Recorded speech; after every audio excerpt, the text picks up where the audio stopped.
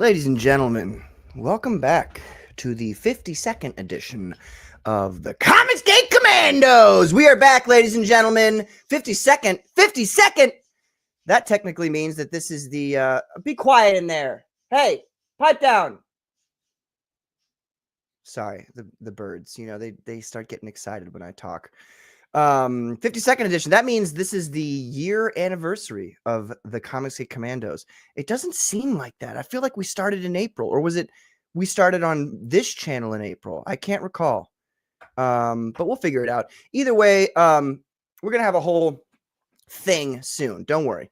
We're not gonna really do the whole anniversary thing tonight because I've got a special guest, obviously. So we'll do that later. But it's pretty cool. It's been a whole year since the greatest YouTube show of all time started. So let me bring on my co-hosts for this evening. We have Colonel Carbon Hart. What's going on, Carbon? Yes, sir. Hail, General Q. Hail, chat. Good to be back. Yes, 1 year, technically, of the Commandos. Did we really start in March like this? Well, I think the count began with Johnny's channel. And that's why. And then I think a month later, it started on your channel. But yeah, the count started with Johnny's. That makes sense because it was episode 9, I think, where I took over. I want to say. Yeah, so probably that's the end of April then. Okay. Well, cool. Well, we'll have a whole thing. We're going to get some people on, some people who were there at the beginning. Not everybody, but some people. And it'll be a great time. It'll be a lot of fun. Like Peter Gilmore, Commie Mark, obviously Johnny Scab, all those guys, which are all actually British people, come to think of it. That's kind of funny. Well, that's fitting. Our biggest audience is over there in England. That's true. We're helping them out. We're going to save them from, the evils that are taking over. Monarchy. But that's different. The other evil. Right, I thought you were going to say the monarchy. Ladies and gentlemen, let me bring on Sergeant Guman. What's up? Coming to you from an undisclosed drawing table here behind enemy lines in this economic war of our days, making comics for the future generation, like yours, Patrick. Yes, if there is a future generation, we gotta save the world first. Hail, Frederick. Good to see you. You still inking over there? Hail, Carbon. Yep, I'm in the inking phase here. I'm doing finishing touches on Patrick's cover for Phenomenal Tales #1 reprint. And Nice. This is I'm almost done with the John Byrne, page 1 of the Phoenix alternate ending there. I'm sorry, I kind of sucked the joy out of the stream there real quick. But that looks fantastic. Fantastic, Frederick. Here, let me make this big so people can see this real quick. Preview of the new cover, huh? Yeah. Utterly beautiful. Lieutenant Svidrigailov. People have trouble saying his name. Svidrigailov. And there's obviously the Holy Mountain in Mongolia behind him. The Chinese soldiers getting blown away in the front. Look at that stippling. Can you close up on that? I love that stippling so much. I'm just such a huge fan of it. And you say you don't do it very often, but you should, because it's okay. That's maybe that's close enough. But it's really is like one of my favorite things about this cover. I'm really that's well done. I appreciate the detail on the gun too. The gun looks great. Hey, yeah, I fucked up a little bit. The Uzi, like the Uzi should be back a little bit, but it's a minor detail here in the grand scheme of things.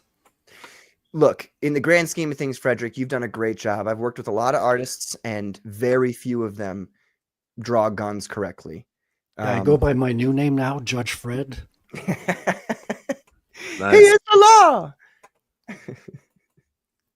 You guys know that song, right? Please tell me you know that song. What was that? I Am the Law by Anthrax. Oh yeah. Okay. It's on my playlist at the gym. Good. It's a great song. Well, speaking of great things, let me bring on our special guest for this evening, ladies and gentlemen, the legendary Andrew Smith. I'm sorry. Do you go by only Andy? I'm trying to make it formal. Whoa, whoa, whoa. Who do you think you are, my mom? Come on. Andrew Jeez. Thomas Smith, how dare you? How dare no, Andy's just fine. Okay. So Mr. Antonio Smith. Yes, Welcome. right. there you go. That works. Antonio Banderas Smith. Well, we call Lepresti Lopez, so I mean, we might as well, you know. Oh, that's Antonio true. Smith. If you were in a Netflix movie, they would recast you as a Mexican man. So. Or a Mexican trans woman. Wheelchair bound and a midget. Right. And also pansexual. You'd be pansexual too. Right. Yeah.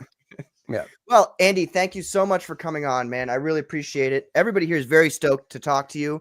So I think the first thing we should start off with, how did you get into comic books? I guess it probably started as a kid. So explain to us what it was about comic books that got you into it and then got you into the mainstream at first.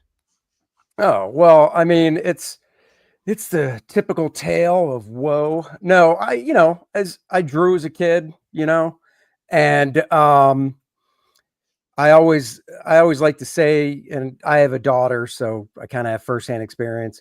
Most kids will, start with crayons and drawing and doodling and whatever, right?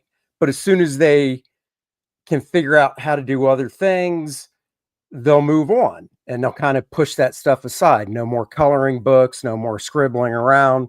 Whereas artists we don't push it aside. The parents might be like, here, try this or do this, kick this ball, do some sports. And we're like, no, I just want to draw. And that's what it was. I just drew all the time. And it was like 1982 or so. And I was going home from school, stopped in the 7-Eleven like we always did, my brother and myself and some friends, to play some video games and stuff. And they had right up front, as soon as you walked in, there's the rack that was like 10 feet across and however high a countertop is of magazines. But in like the right-hand corner, they had comics, and it was Captain America 275. And the cover had Cap leaping at you. And then, you could tell bullets were coming in because they were kind of bouncing off a wall behind him. And I was just like, holy shit, that's awesome. So I picked it up and just flipped through it and was like, I got to get this, and bought it. And that was it, man. I was hooked from that point on. I subscribed to Captain America, loved getting it in the mail. And that was back when they just shoved it into this brown sleeve. It wasn't in like plastic or anything. And, the drawing, I started when I started off drawing, I would draw cars and stuff, and not well. This is like elementary school, middle school. And I wouldn't do them well, but I collected Hot Wheels cars and Matchbox cars because my dad was into die-cast stuff. So that's what I was drawing. But man, when I discovered comics, I was like, cars to the side, and I would just start trying to draw heroes and copy stuff from comics, the art and comics and stuff that I liked. And, that led to obviously reading comics. And that's where I saw an ad. I think I was in 9th grade for the Kubert School, the Joe Kubert School of Cartoon and Graphic Art. And at that point, I know it was like 9th grade. I told my parents, I said, this is where I want to go. Wow. I don't want to go to a regular college. Part of that's because I hated academics, like English and science, math. And basically in high school, my thought was, I take what I have to take. And then as soon as they say, oh, you got your math credits, I'm not taking any more math, And the Kubert School had no academics at all. It was all just art. Really? It was all art classes. Oh. Yeah, well, it's one of the reasons the school, if I have, and I've been saying this, I graduated the place in 1991, and I still basically have the same, I guess, negative critique of it. And it's not like it's that bad, but the basic gist is it's not a degree program. So you don't graduate the Kubert School with like an associate's or a bachelor's or anything. you get a certificate of completion, basically. It's nice. I've got mine hanging up. Where the hell is it? Oh, it's right there. So I got mine hanging up in my office. And I'm proud of it, and it's nice. And the only reason I give it that negative check for not having a degree is because about 2008, 2009, I was able to teach at the University of North Carolina, Charlotte, where I live, as an adjunct professor. And it was fun, but adjuncts, they don't get paid much. So I was doing it more to get out of the house since, I work basically solitary. So I was like, well, it gets me out of the house 2 days a week. And I did ask about like full-time teaching and stuff because I thought it'd be fun. And they're like, you got to have a bachelor's degree. Actually, you got to have a master's, I think. And it didn't matter about the portfolio. It didn't matter about work experience. They wanted a bachelor's in art or something. Yeah. Bachelor in art. Yeah, whatever you were teaching, you need to have a bachelor's or master's in it. Like, yeah, I would had to have had art history, which we didn't have art history in the Kubert school. Uh-huh. And when you finished the Kubert school, sorry, what was that? Following on that, because I was going to ask you, what was it like getting work immediately after the Kubert school? Well, I got it. I consider myself lucky, knock on wood. I got my first gig about 2 months before I actually graduated the school. And so I graduated in May of 91, and it was like March of 91.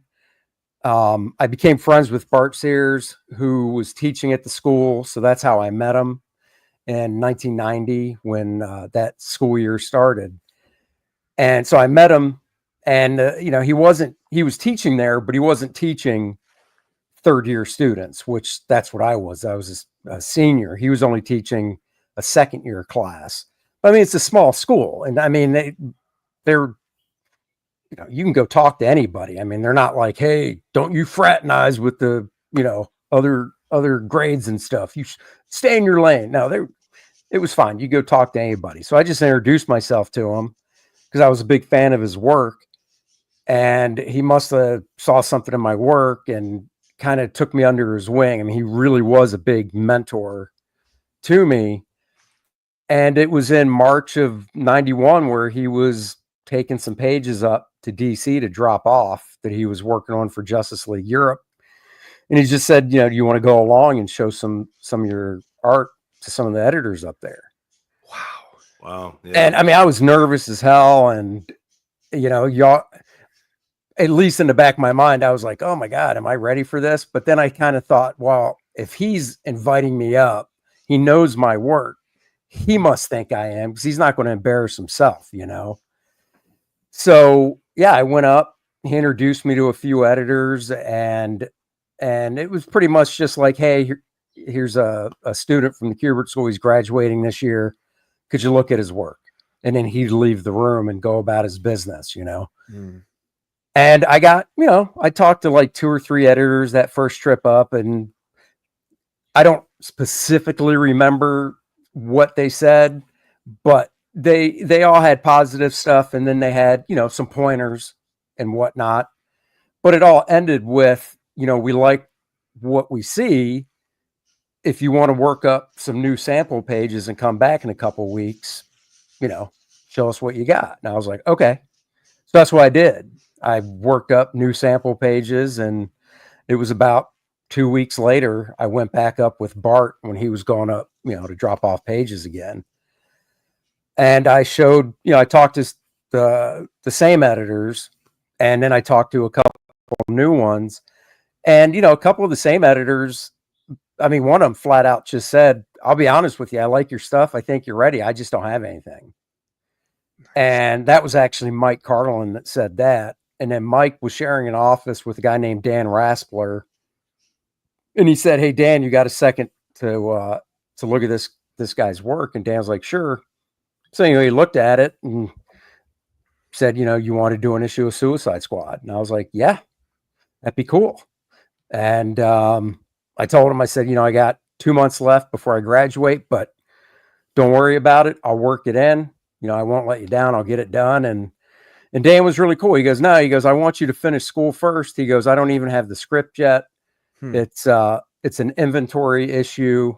So if you guys don't know what an inventory issue is, because they don't do them anymore, but back then they would use them for new guys because it wasn't slotted in anywhere.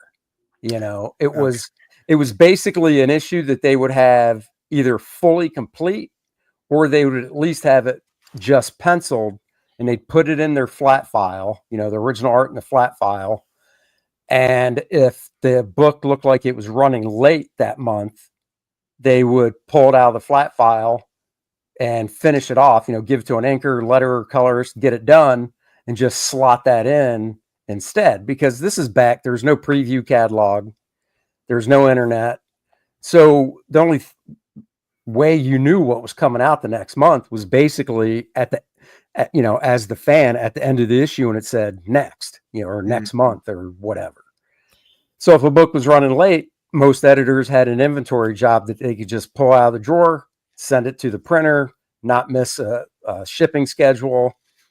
And it's really no harm, no foul. It's a one-off story, and they would probably throw something in the editorial letters page like, hey, we whether they told the truth and said, the book was running late, so we threw in this inventory job, or they just said, hey, here's a treat, here's this one-off story, whatever. So I was like, okay, that's cool. And I just kept in touch with them, a few times over those 2 months.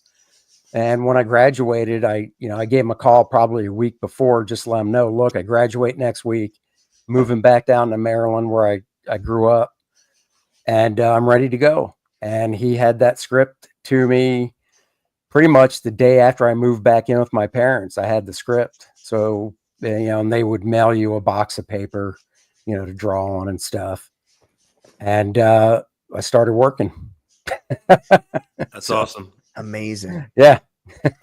There's actually a couple, they at least did it up until, I want to say 2014 inventory issues. Cause I remember reading the Dugan Posen run of Deadpool, and there's a point they were like, how Deadpool is, it's all fourth wall breaking. Yeah. They were like right in your face with how it was, they were behind. And so they put these they made these like retro looking issues of Deadpool in the 70s. And Deadpool didn't exist until the 90s.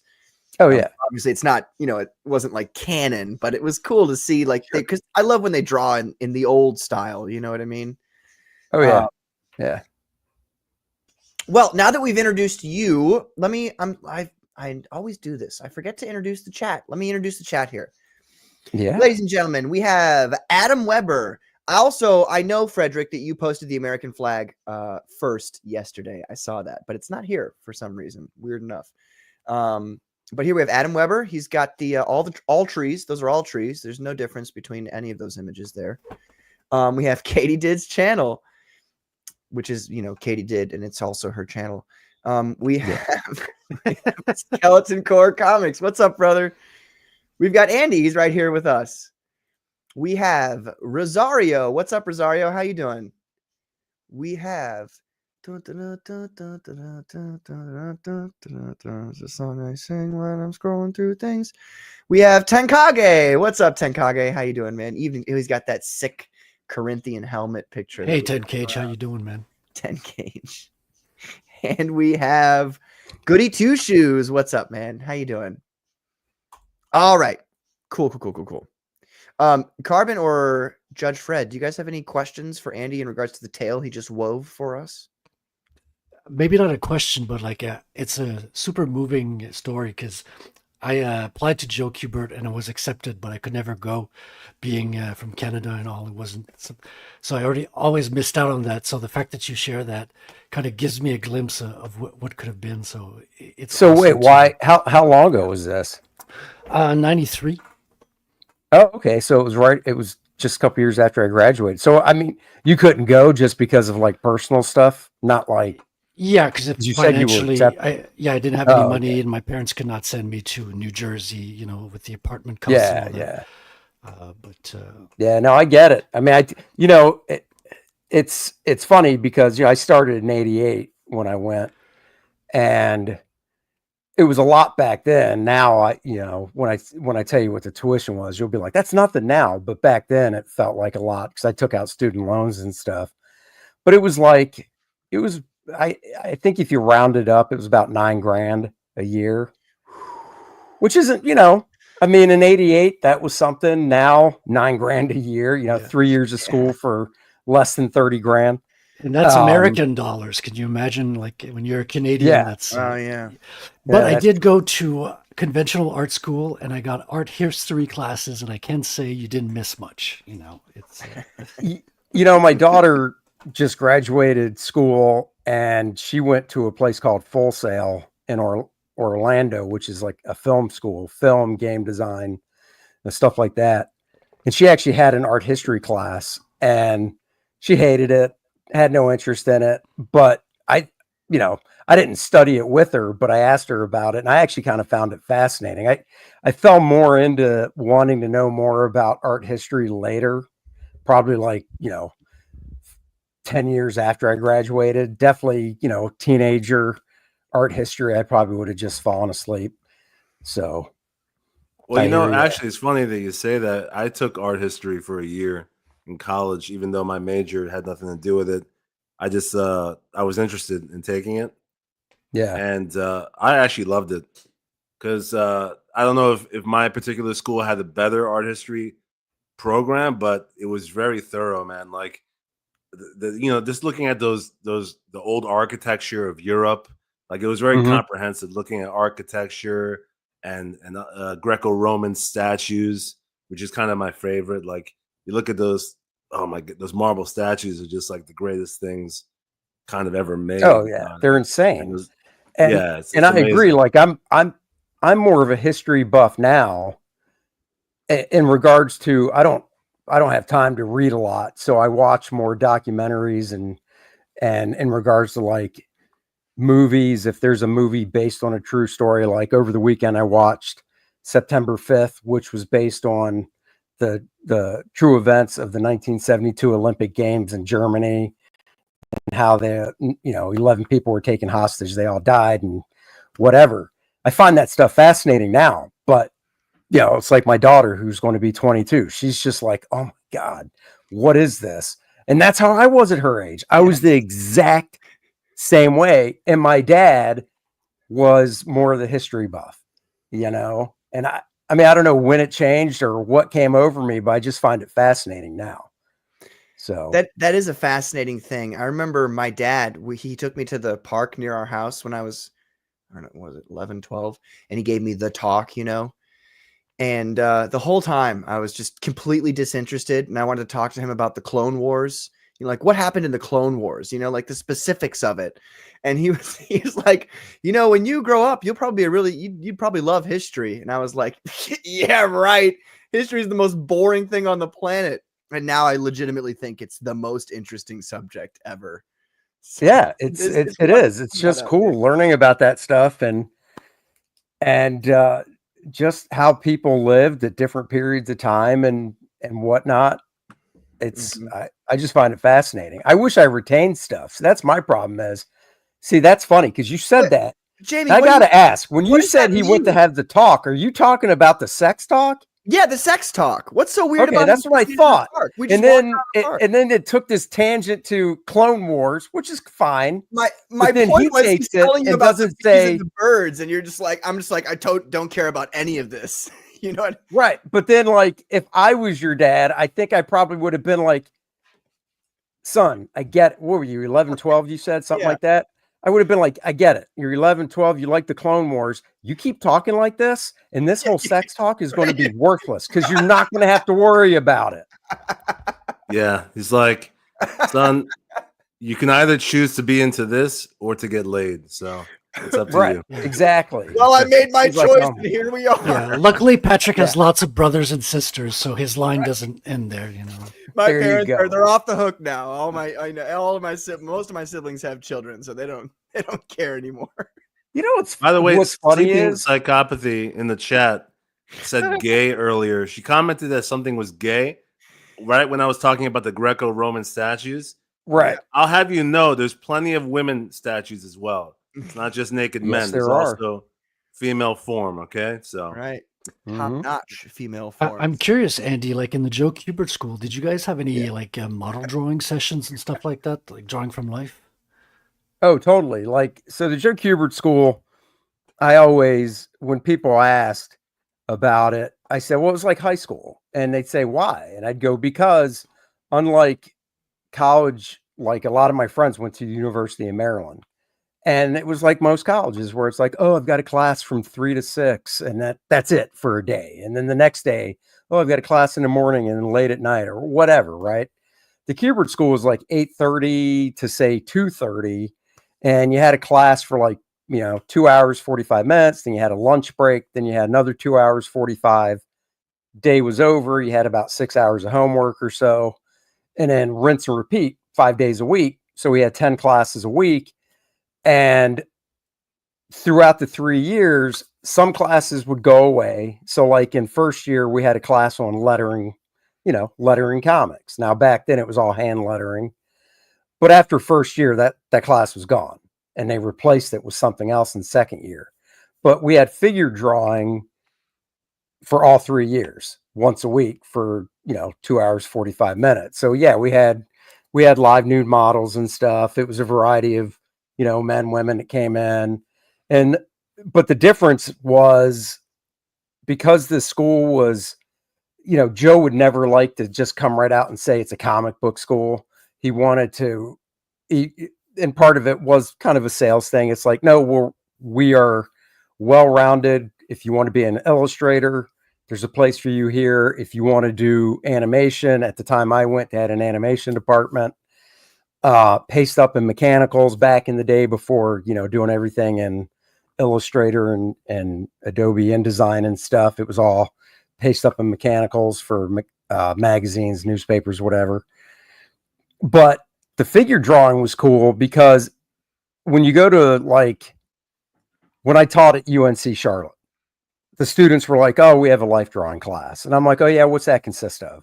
And they're like, oh, we have a nude model come in. And I'm like, yeah, but are they teaching you how to draw the figure out of your head?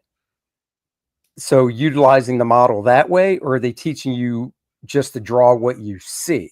And in colleges and stuff, when you hear life drawing, it's drawing what you see, which is still good. And I still recommend it to people.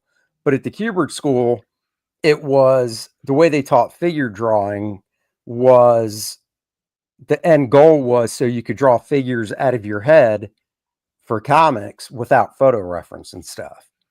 So if the model came in and was, 5'5" and 250, right? We were still drawing what we knew and not what we saw. So we were drawing what they taught us, and what they were teaching was, 8 head high figures, which is the typical proportion for heroic figures. 8 to 9 heads tall, they would use 8, and we would build the figure drawing that we were doing off of the principles they were teaching us about basic shapes and figure construction, and then moving on to anatomy, so on and so forth. So you never really drew what the person looked like. You were just drawing the pose they were in, utilizing, the principles on how to draw out of your head. And then obviously through repetition, it built up to where it's like, oh, here's a plain piece of paper. You're at a convention. I want a drawing of Superman. Okay. And, you just draw it. So. Did you accidentally draw Superman naked, or would you? No. No, okay. No. I mean, that was the thing. Like, nobody ever really drew all the fine details, if you will. Yes. And I'm sure out of the 3 years, there were probably times where it was more traditional. Okay, I want you to, draw the model the way they are. But from what I remember, it was mostly geared towards, we want you to be able to draw figures out of your head. Not that you never use reference. I mean, every now and then I might look at something for reference, but 90% of my work when it comes to drawing figures is just out of my head. So Well, that's faster, right? Because that way you don't have to pull up a reference every time you need to do something. Right. Yeah. Yeah. I Well, and was that's gonna just ask it. you, It's, yeah, go ahead. how much of what was taught at the Kubert School was about like learning how to do sequentials, like being able to do storyboarding, essentially, like to move the story along with the art. Oh, You know? year one. I mean, we Oh had yeah. that was another class that continued through for all 3 years. So like figure drawing in first year would be basically figure drawing 1, and then in second year figure drawing 2, and then third year figure drawing 3. So for storytelling, it was, I think when I went, it was narrative art 1, narrative art 2, narrative art 3. Now the nice thing was when I was going there, Joe Kubert Joe Kubert at some point in the 80s stopped teaching first year students, and he only taught second and third. And I think part of it was because the dropout rate in first year students was pretty high.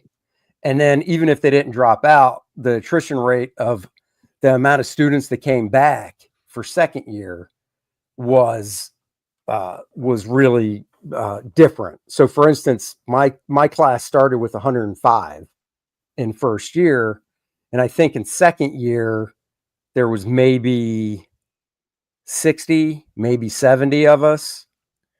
And then I think in third year, I want to say I want to say my graduating class was somewhere in the 30s, like 35 to maybe 40 students. So I mean, halfway through the first school year, we was the biggest dropout because they had a system set up where, like, if you went for like 2 weeks and then you're like, holy shit, drawing every day is hard, I'm out, you got this amount of money back. But then by, like, say the halfway point, if you were like, this isn't for me, there was this cutoff, and it was about the halfway point where it's like, okay, this is it, you leave now, let's say you get half your tuition back, I don't know what it was. But then after that, let's say you make it into January and you're past that point and you're like, I can't do it anymore, and you leave. Well, okay, but you're not getting any money back. So then so we'd lose probably, I don't know, 10, 15 people before the halfway point. And then other people would stick it out. But then, like I said, if we left in the summer of, at the end of the first year, say we left with like, I don't know, 90 students out of 105 or 92, whatever. Well, then you might not have 20 come back the next year because they were just like, forget it, it's not for me. Or they realize that they can't compete because not everybody has it. Like, it's one of those things where it's a highly specialized skill. Same thing goes for, I mean, like, I mean, that was probably it as well. And it is really hard. I mean, when I went, so I grew up in Maryland, so the school is only 4 hours away. So when I did my interview to get into the school, my parents wanted to see where I was going, and I wanted to see it in life too, not just pictures in a brochure. So we drove up to the school when I had my interview with Joe and my portfolio review. And I mean, Joe didn't mess around. Joe was like, look, school is from, say 8:30 to 2:30, whatever the hours were, it was around that. And he flat out said, and you will probably have 6 hours of homework every night on top of that, and I knew lots of guys. And I mean, I was one of them too, that would be, they get home from school, you might chill out for a little bit, and then you're just at your desk because everybody had a desk in their room at wherever that, the housing they were living in or wherever. And, some guys worked through the night. It just, I mean, 6 hours was an average. I don't think I might have pulled a few all-nighters, but I think I could pretty much wrap up homework in 4 to 5 hours. But then some guys are just, everybody's speed is different. So some guys were like just working into the night and stuff to get the work done. Would you say that was analogous to what you experienced in the mainstream? Yeah. And one of the things Joe said was, and my memory's spotty when it comes to stuff, but there are certain things I vividly remember. And I remember him saying, in 3 years, we're going to basically cram down 10 years worth of stuff in these 3 years, is what he said. And he was right. I mean, just like when I went into the school, I was like, yeah, I guess my stuff's okay. I got accepted and stuff. But then I get into the school and you see all these other students you're around. And I was in a class they broke us up into like 5 classrooms. So like roughly around 21 people per classroom. And, you're looking at your friends and the competition and stuff. And you realize, where you're at in order of things. And it just makes you want to work harder, of course. Depending on the person, I guess. It made me want to work harder. And just after that first year, just the amount of growth from in those 9 months.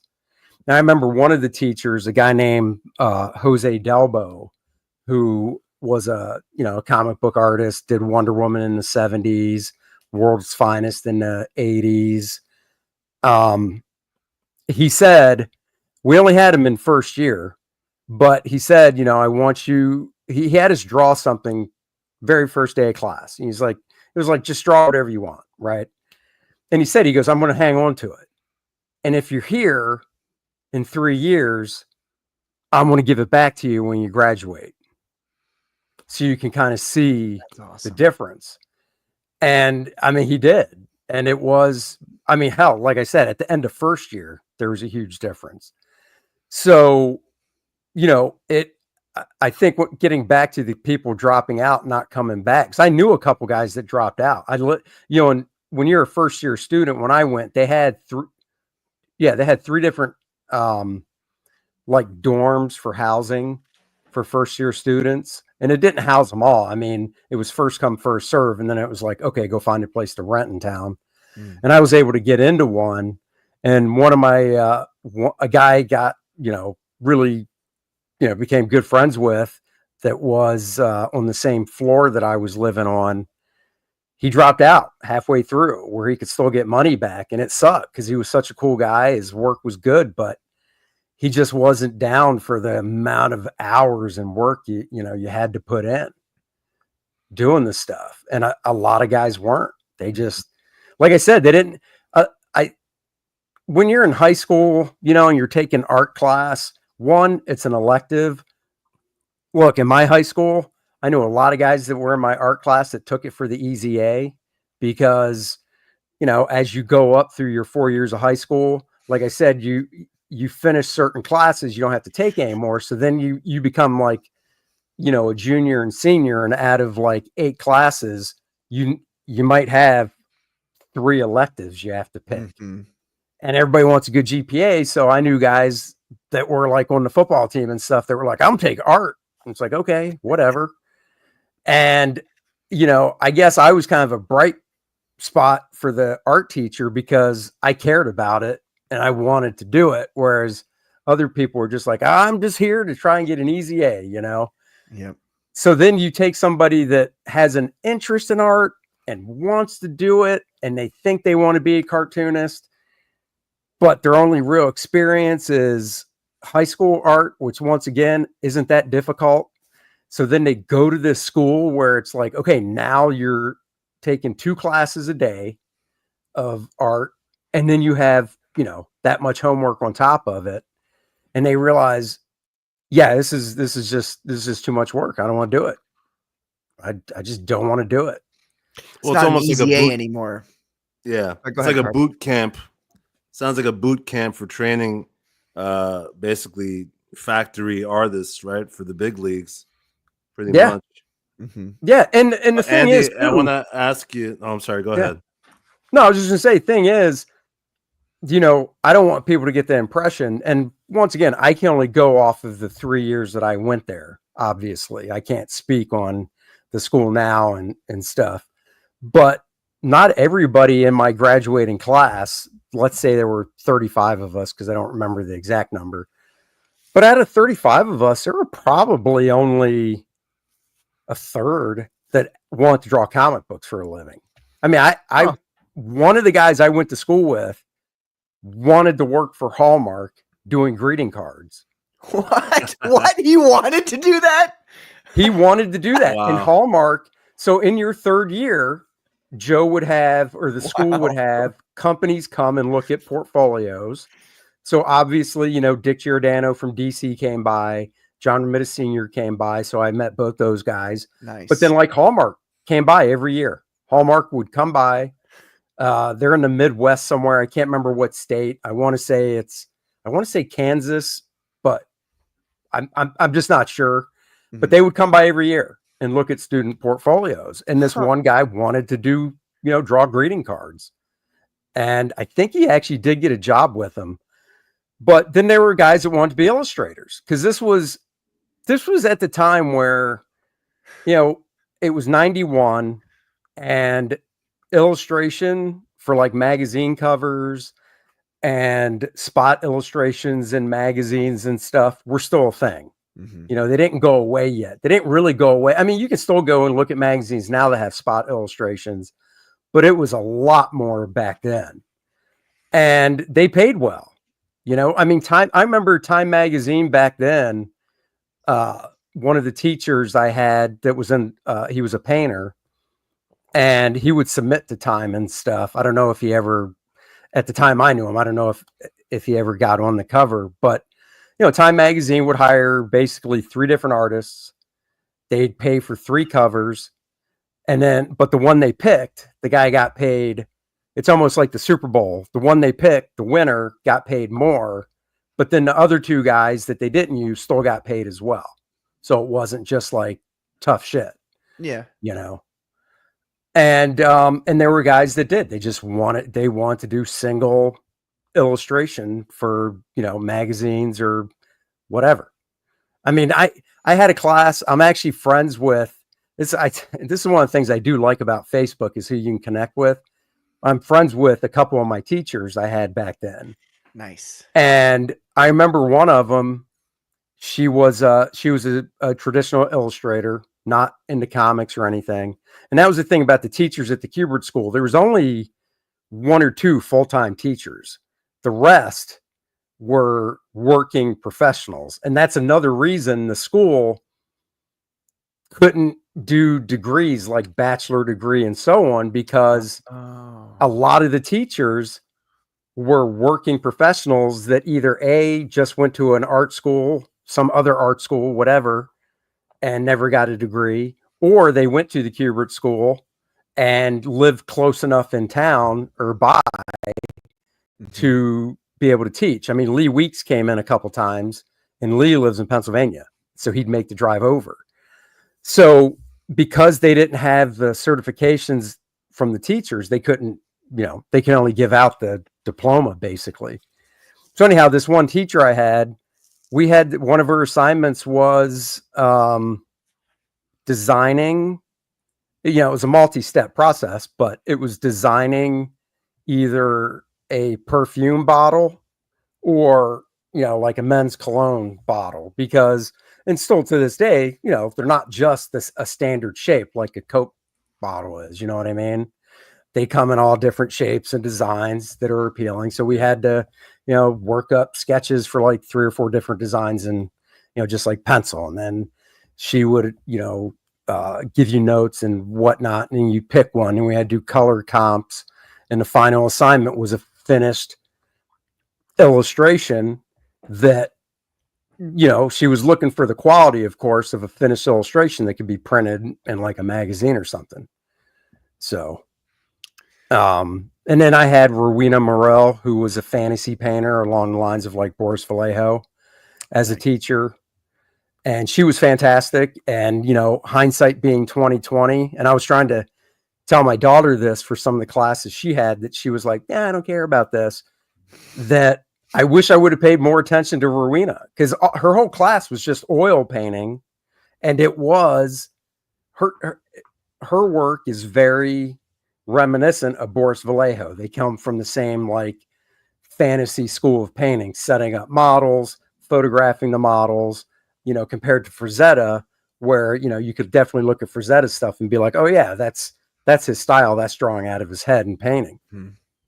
And she was such a great painter, such a great teacher. But the last thing I wanted to do was paint. All I wanted to do was draw comics.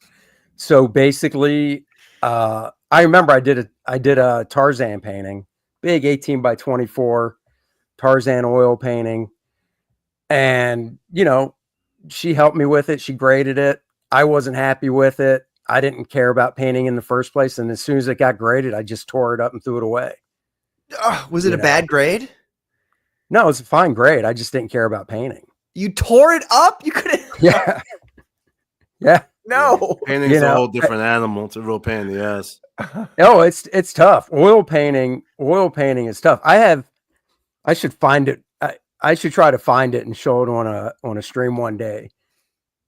So the sad part is I had all my assignments from all 3 years of the Kubert School, and I moved to Florida, and I didn't have room in my apartment. So a friend of mine said, well, if you want, you can just store the stuff in my garage.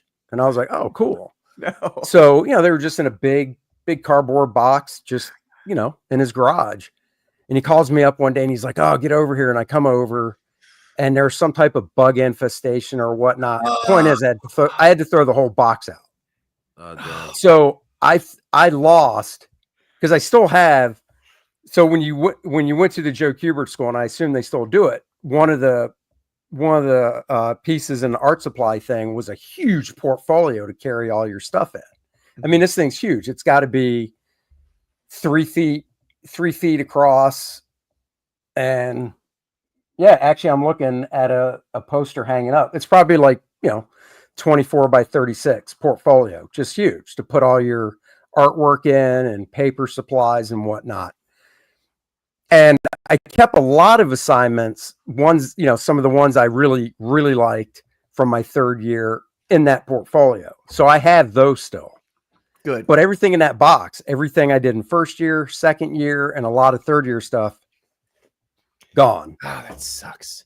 And it totally sucks. Well, I'm sure people would love to see your 3rd year stuff if you ever just want to post it to Twitter. I mean, you could just do one a day and people would eat that up. That'd be amazing. Yeah. So I have an oil painting I did, and it was a self-portrait, and I do have to find it. And I don't know why I did this, but it was a self-portrait, and the teacher was all about, obviously take photo reference, and, photo reference back then was basically using a Polaroid camera. Mm-hmm. And, we'd still set up lighting and whatnot, but we could do anything we wanted. So I was like, okay. I don't know where I got it from, but I got an axe, just a small little, two-hand axe, the blade that's like that wide. And I think I made up a mixture of like maple syrup and food coloring, which is, blood basically. Yeah. And I poured it on the edge of the axe, and then I held it up and licked it. And that's what I did for my self-portrait. And I got a great grade on it, but I tell you what, I have no idea. I can look at that painting and I have no idea how I painted it. Like, no idea. And I'm talking from like blank canvas to finished painting. I could not tell you the steps in the painting process. Huh. So I had no clue. You liked marijuana a lot when you were in college then? No, but my brother, I did some, but my brother actually came up one time and was selling some other stuff to some of my classmates. And it was kind of, we'll say watered down in a way. So it wasn't full strength. Uh-huh. And we were all sitting around at a party one weekend, and he was up there, and I made a joke about that. And he kind of, elbows me in the side. And I'm like, what?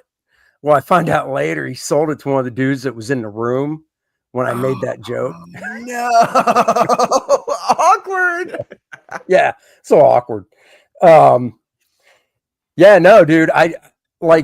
You could give me oil paint right now on a blank canvas, and I could get the pencil down on it. Mm-hmm. But past that, it's like, okay, now paint it. I'd be like, let me watch a few YouTube videos on how to oil paint. It's been a while. So you kind of need to be high in order to dive into that. I feel like it's crazy, like. Well, you get high from the turpentine anyways. So yeah, dude, the turpentine. Oh, Yeah, we weren't in very well ventilated rooms. I mean, we had windows in them, but and y'all I were didn't sit smoking. near a People were window. smoking cigarettes indoors back then, weren't they? Yeah, you could. Well, no, at the Cubert school, you had to go outside to smoke. Oh, okay, that's good. That's Yeah, good. you had. Yeah, because there was definitely that. I didn't smoke cigarettes at the Mhm. Cubert school. I did for when I was single, living in Orlando. After, you go to a bar, and this once again, early '90s. You could smoke inside bars all over the place. Right. You walk into Oh, a yeah. bar, and it's like you're walking into the fog, Mhm. right? Yeah. It's that Crazy. heavy smoke. Mhm. So I'm drinking a beer with buddies and stuff, and we're like, there's all this smoke in this place from people smoking. Might as well. So that was the only time I ever smoked was in a bar, because it's like it's all over the place. You Yeah. were going to smoke But away secondhand, so it's Yeah. whether you Yeah. wanted to hold a cigarette or not. You look Exact- cool. that's right. I Exactly. mean, I'm sitting there, and it's like the dude right next to me is just smoking away like a freaking train. Mhm. I'm like, yeah, I might as well have a cigarette. Well, let me interrupt you guys Yeah. real quick. I want to say hello to B.A. Turner. He says, "Hail jabronis. What's up, brother?" You on your permanent record though, BA, we are noting, Frederick and I, that you did not have a show last night. Now, Frederick might not have noticed it because Frederick had his own amazing show last I night. did notice it because he Um, came in, was in the chat, and it was the first time that BA was in the chat. So He was really? It was nice to see you. Yeah, he came Oh. in after you. I like said hello to you guys, and then I just listened the whole night. So I was there, but I wasn't in the chat. Oh, well, that's interesting. Fascinating. Still, we got to put it on his permanent record. He's supposed to have a show. It's one of those things. Well, he was on my show, and I'm going to give him a pass because I'm Wait, holding wait. the permanent record. That's not how this works. Sure. I'm the general. I tell you what to put on the permanent record and not. Yeah, but I'm the tech. I have access to the database. Like, I'm the one that's typing it in anyway. Oh, I might have sabotaged myself. We also have Catalyst Vault. He says, "Sup, CG? What's up, brother? How you doing, man?" And I don't know if we officially said hello to Sleeping Psychopathy, but hello. She says, "Andy with hair would freak me out no matter what." Probably. So it was weird too. Is like Mike Barron took his hat off one time, and he has got hair, and I was like, "What?" And it blew my mind. Yeah. But a couple things. I funny. want to do a couple things here. First of all, ladies and gentlemen, if you'll notice behind Andy here, I'm going to make him big here. If you notice behind him on the left side, look at those shelves and how they're like they're bowed in. Are from you the talking about the waist shelf? Wait, are you talking about the on black your- shelves or the tan ones? the tan ones. Look at how Okay, they're that's kind of bowed an in. optical illusion in a way, Is because it? oh no, they're not. Oh no, it is. Here's why. The front of those shelves, if you look down on it, it's not flat across. The front of the shelf bows out. So if you look down on the shelf, it's curved in the front. Okay. Oh, it's a curved edge. I see. Yeah, it's a curved edge. Okay. We're gonna compliment you on how heavy those books were, though. Yeah, I was about to say, like, it's like sagging It's down. because the art in those books has so much detail, so much Right. ink on it. That's right. It's weighing down. Yeah, the whole no, thing. that's actually a really strong one. The black bookshelves are the cheap, shitty ones from like Walmart I've had forever and take everywhere. And you pull the shelf off after it's bone, you flip it upside down because Exactly. it's like I don't care if anybody sees the unpainted wood because there's books on top of them anyhow. So Second thing I wanted to ask you, you said you really loved cars in your childhood, and then you moved over to superheroes. Have you ever drawn I don't know, like a superhero falling on a car before? You ever done that? yeah, actually I have. Oh, really? Terribly fascinating. Was that for Marvel or DC? The funny thing is when you ask that, the way you asked it, I'm like, wait, is he going to like go, because it's right here, and then show the page from the book or something? No, it was for, I mean, I'm sure I've done it more than once, but the one that initially came to mind because the female character literally is falling and she hits the car. It was for Wildstorm, so I guess DC, and it was for a Wildcats. What was the name of that book? It was Wildcat something. It was a mini series that somebody else was doing, but he fell behind. So they were like, "Hey, can you come in and do like 8 or 9 pages?" And I was like, "Yeah, no problem." But yeah, she fell on it, crunched it. So Probably a very iconic shot. I know you can't stay forever. So the other thing I wanted to do is, ladies and gentlemen, the next book I'm going to show you here, the first one here, Oh yeah, there it is. Cordrath. I got it signed too. I know some of these guys hate it when I take the signed comics out of their plastic, but I No, I read don't care. comics. Like I want to. I got to make sure I don't open up to that one page. You all know It's page 9. that one page.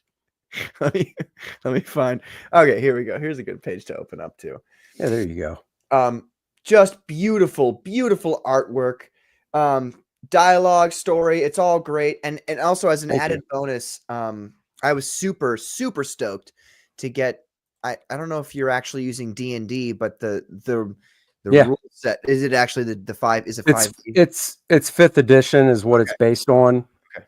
I think the next one we do, Dennis found he's the diehard D&Der, so I might get the terms wrong, but I think he found like open source rules, I think he called it, something like that. It's this new game, and he talked to the guys, and it's, they're like, yeah, it's all open source as long as you put the legal crap in the back. And so not for the game that's coming out with Cordrath the Awakening, not that one, but after that, Okay, probably switch over.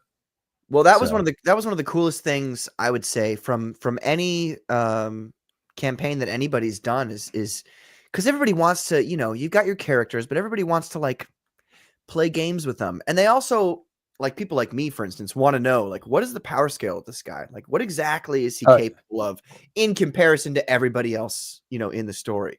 So that was cool. I had like, what are they? There's like 5 of them or something you made, right? I've got them in this other thing. I'd have to. Yeah, there's 4 and then a map. And then with the new campaign, there's the one Vordoom the Undying, who's the big bad. And then there's a mini print or a print featuring the cover art to the game by Bart Sears and Dan Lawless. So Yes, that's one of the coolest things. Your whole first campaign was all that stuff. So I tell you what, a couple of friends one's a friend, another guy, I knew him in my first year at the Kubert School. He dropped out, and you might be thinking, oh, he dropped out, what's he doing now? This is amazing. I didn't find this out till probably about a decade or so ago. So in my first year class, not just in the class of 105, but he was in my classroom, there was a guy named Sam Register, right?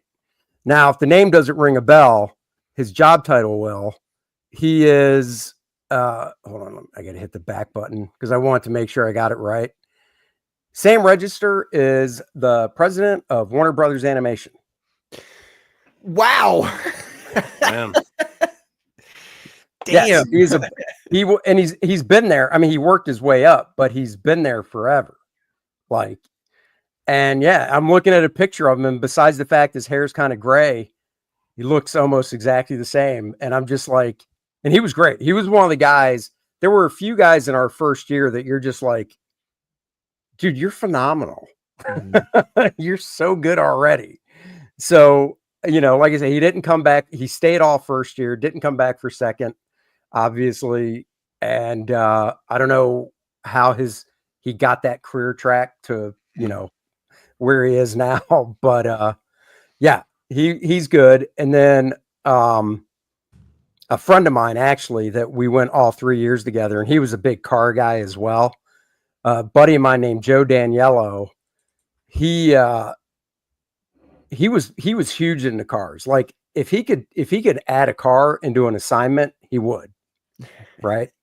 He was big into racing cars. He drove a pretty cool Nova to school and stuff because he lived in Jersey, so he would just go home every night.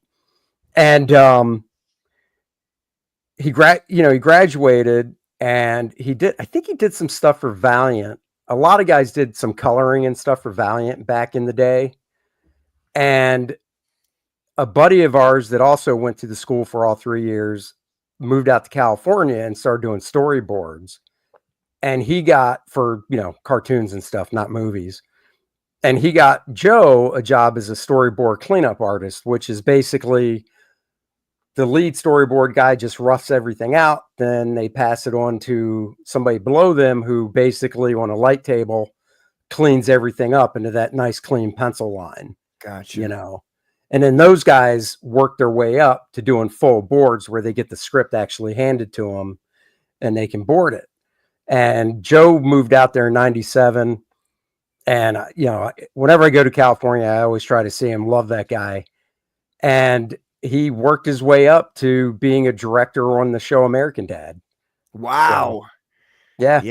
That's nothing to scoff at right there. So, a lot of guys from my class have gone on to do, cool stuff, in the business outside of comics, but in like animation and stuff. So it's a good place, yeah. I want to ask you about the opposite end of your career where Comicsgate became a thing, because I think a lot of people don't know how that story goes. How did you get into Comicsgate? Was there any kind of cancellation that happened, or you just wanted to do your own IP?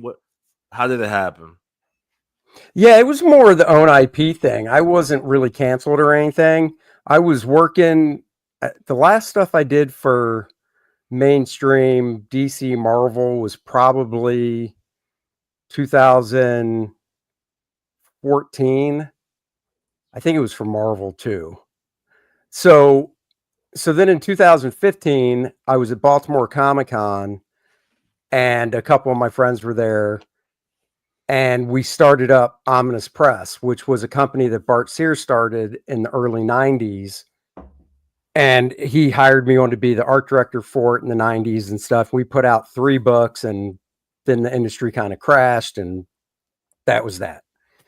So at Baltimore that year in 2015, everything just kind of worked out. Bart was there. I was there. Our friend Sean Husfar was there, who worked for Bart back on Omnibus Press in the early 90s as well. And we were all talking, and I kind of suggested, why don't we, I don't know, maybe try it again, whatever. So we did. IDW actually published the stuff, so we had to deal with them to publish it, but we owned it, of course. And that was kind of winding down. And then I just thought to myself, I remember it was 2019, and I turned 50 that year, and I saw other guys doing crowdfunding stuff, and I didn't really know what Comicsgate was. I was on social media, but I didn't really pay attention to a lot of stuff. And, but I knew Ethan since the early 2000s, and I was doing a campaign on Kickstarter. I remember sending it to him, just saying, hey, would you share this or whatever? And he brought up Comicsgate and kind of told me what it was and said, you should just come over here and whatnot. And I was like, yeah, that sounds cool. So I looked into it and stuff because I'm like, well, what is it? So I Googled it and I read some of this garbage. And like I said, I've known Ethan for a while, and I know his sense of humor and his personality and stuff. And I'm just like reading this stuff. I'm like, whatever. I know Ethan told a story once that on Facebook, there was this, how you can have private groups and stuff on Facebook. And we were in this group together, and it was a bunch of, just comic book artists. It was a comic book professional group. That's all. It wasn't like a conservative group. It wasn't a liberal group, because there was a mix of everybody in there. And I think he was getting crap for the sketchbook he did with Sinestro on the cover. And my struggle. Yeah. And it was just dumb. It's like, whatever. Who cares? And that group eventually went away. And anyhow, so he mentioned the whole Comicsgate thing, and I was like, yeah. So basically, I wrapped up that campaign on Kickstarter, and then the first one I did on Indiegogo was First Man, and just basically joined up that way and stuff. And then I got more active on Twitter, because I remember Ethan was like, Twitter's definitely the more active place, and it's just better to get the word out. And as far as reach, and that's what I tell people today. I'm like, look, if you want to do your own thing and spread the word, you've got Facebook, Instagram, same thing, owned by the same guy. You've got Twitter, or whatever, X now. and YouTube. Those are the big three. We all know there's other social media, but those are the big three. And not that Facebook is worthless, but let's be real. You top out at 5,000 friends, then you create a business page, which I did because there's no limit on that. But you're still, you share something and maybe the same 30 people are seeing it. But on Twitter, the reach is just so much further. Oh yeah. So I really started trying to build that out, and I still do. And I think I like it a lot. So, and then YouTube was mentioned. So, you build the YouTube channel because like this, there's so many shows out there now. It's great to be able to interact one-on-one, especially when the whole COVID BS was going down and nobody could go anywhere. You could really get the word out and not feel so isolated and stuff, and be able to talk to people and whatnot. And yeah, so that's what I did, and I just love it. I think it's great. I met a lot of great people through it. You guys, just the community as a whole is just, everybody wants to basically help each other. And yeah, I mean, there's some drama and stuff, but most people want to help each other. Yeah, but there's drama and stuff. Wait, there's drama? What drama? Yeah. And Never here's that the here thing, on the Commandos. here's the thing, like I'm not a very fast artist. So, and I need to really concentrate, and I don't know how other people work. I mean, I've talked to people and what they listen to or watch, but my computer is here where I'm sitting, but my actual drawing table is like 5 feet away. Oh. So for me to come over here and get online and get on the internet and all that, I have to literally get up from a chair, walk over here and sit down and, log on and do that. And I do that I have it separate like that on purpose.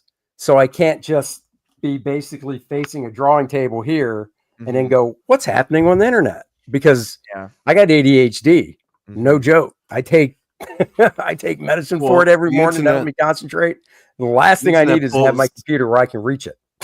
Yeah, I mean, it sucks that everybody has a smartphone now, and like, even I don't care who you are, the temptation of getting sucked into your phone now is insane. Like, it's crazy. Yeah, and it's we all know what doom scrolling is. And you hear it, when you first hear it, you're like, that'll never happen to me. And then next thing you know, I'll never do that. Next thing you know, like it's funny because I don't get online a lot during the day. So at night, if it's not a night doing the Kings or the professionals or whatever, if I'm just in the house chilling out, watching TV or something, I'll have my phone on and I will kind of scroll through it and stuff, just kind of glancing down and up and whatnot. Just because I haven't been online really for 8 hours or so. So it's kind of like playing catch up and seeing what's going on and whatnot. So, yeah. But well, it's better that you only look at it at night, I mean, some people, like I have a bad habit where I'll be checking Twitter every 30 minutes. And it's like, it's all gonna be there. It's all going to be there when if you come back in 4 hours, 5 hours, it's all going to be there.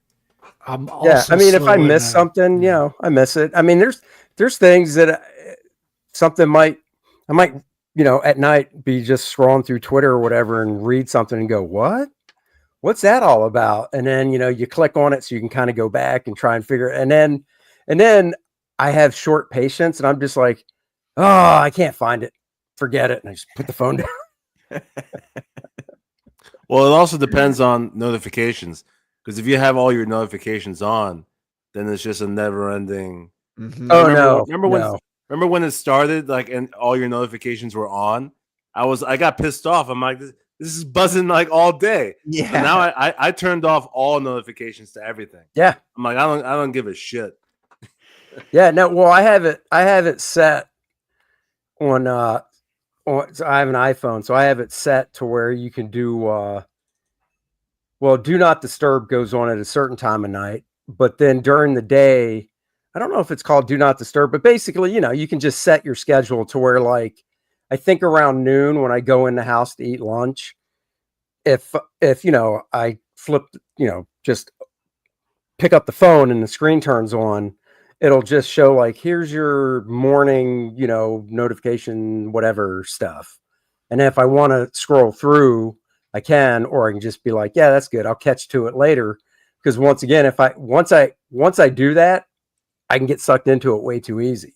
So I've just got to be like, nope, wait till, later, 4:30, 5 o'clock. Just wait. Mm-hmm. I got work to do. Yes. Well, it's like you said, you asked me, you're like, oh yeah, you probably work at night like a lot of guys. And I was like, oh no, I work. Ever since I graduated the Kubert school, I was like, well, I moved to Florida. I didn't have any friends right when I first moved there, except for a couple the reason I moved there. And then I met some comic artists that lived in town that I would share a studio with. And they were day guys, working during the day. But most of my friends have regular jobs. And I realized, well, yeah, I mean, I could work, I could start work at say 4 in the afternoon and work till 4 in the morning, but I'm 21, 22 years old. And these guys that I want to go hang out with got off at 5 o'clock and they want to go to a bar. So if I start working at 4, I can't go to a bar till like, 12, 1 a.m. Yep. So I was like, okay, I'm just going to work their hours. So I would get up, start work around 7:30 and try to be done around 5 o'clock or so. Man, that takes a lot of willpower, because if you were to say to me, hey, Patrick, you got to wake up, like you can choose for yourself when you wake up and start working, it would not be at 7:30. So that must that's when I started. But no, I'd get up at like 6. And like I told you, I get up at 5 now. Yeah. And it's not 5 o'clock to rush up here. It's 5 o'clock to go to the gym. And then I get up here at I try to get up here around 7:15, 7:30 at the latest. Do you lift weights or what do you do at the gym? Yeah, I just lift weights. Okay. That's good. So, that's good. That was another thing. Joe Kubert, man. Joe Kubert. Well, I mean, I was doing that as a teenager, but Joe Kubert was like, be active. He would pound that into your head. He's like, be active. Don't sit on your ass because you're doing that all day. Joe would play racquetball and stuff. He's like, I don't care. He's like, go for walks, play tennis, do racquetball. Just do something because you're sitting on your ass drawing for so many hours. Yeah. So I figured that whole self-scheduling thing, it reminds me of the story about, the rapper Eminem, of course. Oh yeah. A funny story where yeah, there was an interview where they interviewed another rapper who worked with him, and he said he did a feature in the studio, and he showed up to Eminem's studio at night at the end of the day because he usually he likes to work at night. So he's like, all right, let's get started. He brought drinks and whatnot, and then Eminem went, oh no, I'm done for the day. I'm leaving. And he goes, what do you mean? He goes, no, I clock out at 5. He goes, I'll see you tomorrow morning at 9. And then that's when he learned that Eminem, he had to set a schedule for himself to do 9 to 5 because otherwise his life couldn't work because he was an addict. He became a drug addict because of the freedom and the flexibility of his life. And once he recovered from that addiction, he had to structure his life to make it work. So that was a funny story where he works 9 to 5, even though he doesn't have to, And then all the other rappers are like, we want to go at night, And he's like, no, I'm done. I'm done for the day. I'll see you tomorrow morning. Yeah. And don't get me wrong. I mean, there's, like I said, I can count on one hand how many all-nighters I've worked in 34 years, but I've worked many a time where it's like I get done with dinner and then I come back up here until 9:30, just because, in a perfect world, getting done around 5:30 if I start at 7:15 is nice. But in, the real world with the deadlines and stuff, it all comes down to, well, I got to get this much done today. Mm-hmm. So if it's not done at 5, I'll go eat dinner. Then it's like, okay, got to go back up there and finish what I didn't finish. Mm-hmm. I know some guys that would be like, if you look at it, see some guys I worked with at CrossGen and stuff had the mindset of, yeah, but I mean, if I work till say 3 a.m. to get it done, then it's done, and the next day I start new. And I'm like, I see what you're saying, but if you started at 9 in the morning and it took you to 3 a.m. to finish, are you going to be back here at 9 to start again? And they're like, oh, no, not at all.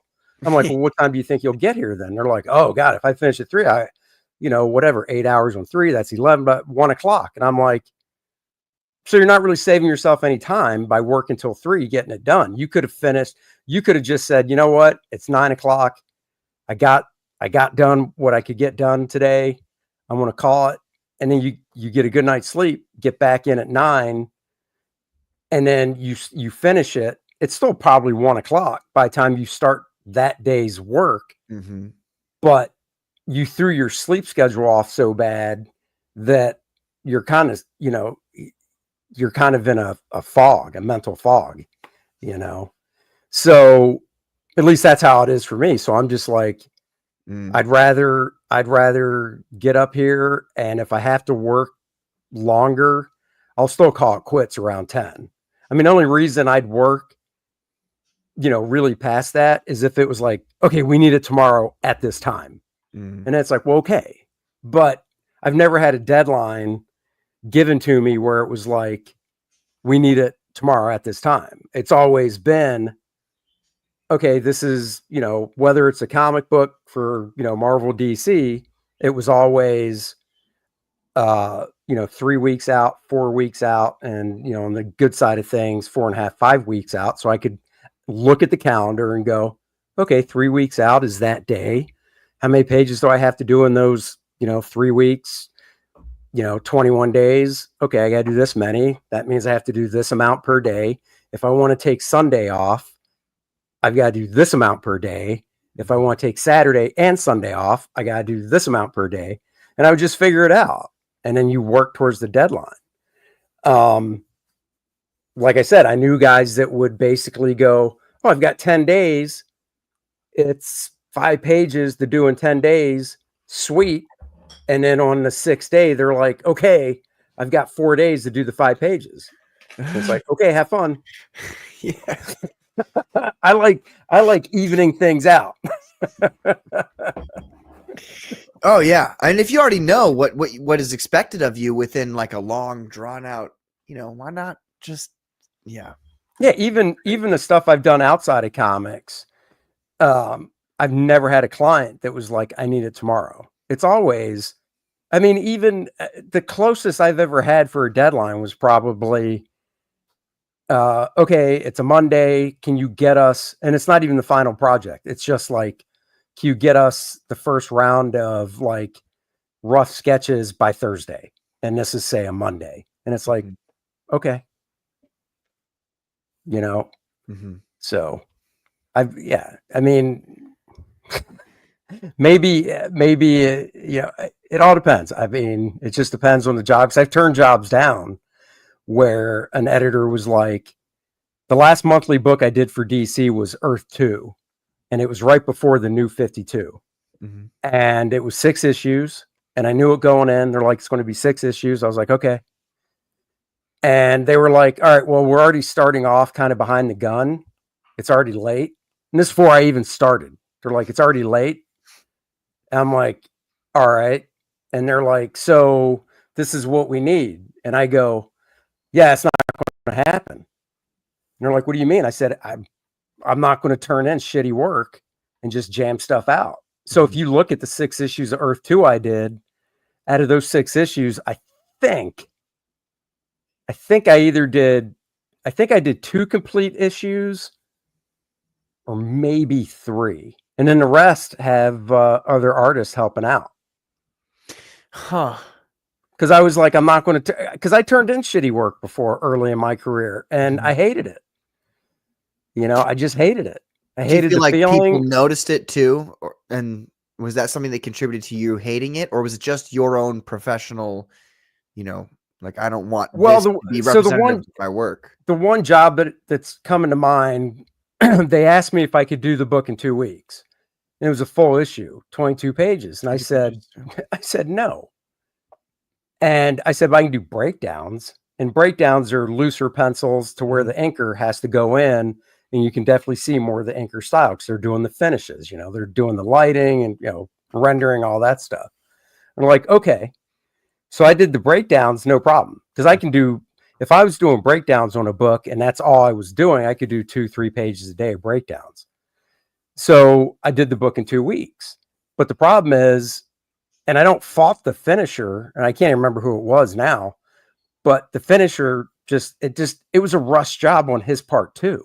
Okay. But the thing is, most fans, they don't read credits, or if they do, they don't know the difference. If it says Andy Smith breakdowns and then, you know, so-and-so finisher inker, they just figure, oh, breakdowns, same as pencils. And it's like, no, it's way different.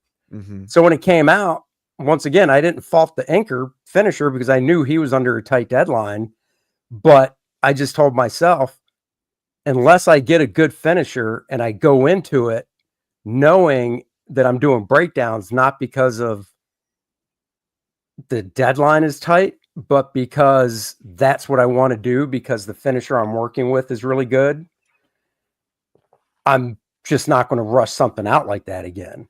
And I also, obviously, you know, to get it done, I chose easier shots, you know, camera angles, stuff like that. And yeah, when it came out, I was just like, ugh. So I just realized, you know, what were you like again? Just for the I was record? like, ew. Okay. Yeah, ew. So I just realized, I was like, it wasn't worth it. And there's the saying, you're only as good as your last job. And the thing that's always cracked me up about comics is, on the editorial side, editors know stuff like this happens. It's not like this one job I did was in a vacuum. Everybody else at Marvel, they might not have known specifically, but they know that other editors know that they've had the same situation where it's like, we got to get this book done, get 4 artists to draw it, or get this one artist, have them just jam it out, whatever, so it meets the, you know, publishing schedule, blah, blah, blah. But then it's like they forget if you try to show that workaround and they want to like say stuff about it. And you're thinking to yourself, dude, I just told you they gave me 2 weeks and it was one of those jobs I had to get done, you know? Yeah. So I was like, forget it. I'm just not going to work that way. So yeah, I would just turn, I mean, you know, the Earth 2 stuff, I was lucky because the editor didn't say, well, too bad. We'll just get somebody else to do it. He was like, okay, that's fine. We'll just have other people help you out. So I could do it. So that was nice. But there were other jobs where, you know, it was like, get an email, or back in the day when it was a phone call, hey, we got this job. Cool. What's the deadline? They tell me the deadline. I go, I can't do that. They're like, are you sure? What if we give you one more day? And I'm like, no, that's not going to happen. Okay. All right. Bye. Well, I mean, that shows that they really, really respect your work. I mean, if they're, you know, if they're willing to like do that kind of thing with you, and especially the other guy you mentioned where he's just like, you know, all right, well, we'll get somebody to help out. Like that shows how much they appreciate the work that you do. And yeah, that's a great compliment. Yeah, it was nice, you know. Speaking of the work that Andy Smith does, ladies and gentlemen, you have the opportunity right now, and I'm talking to my chat now. You have the opportunity to sign up for Lilineth, Infernal Conflict, right now, and I'm going to show you how to do it. Look, so you go to this page here, which I actually am going to copy, and then paste into my chat here. Everybody in the chat can see this now. Go click on this, please. I mean right now. And then what you do is you go ahead and you put your email in here. This is not a secret email that I have, so like this is my email. Everybody knows. And if you don't know it, well, don't spam it with stupid stuff, please. You just put your email in like so.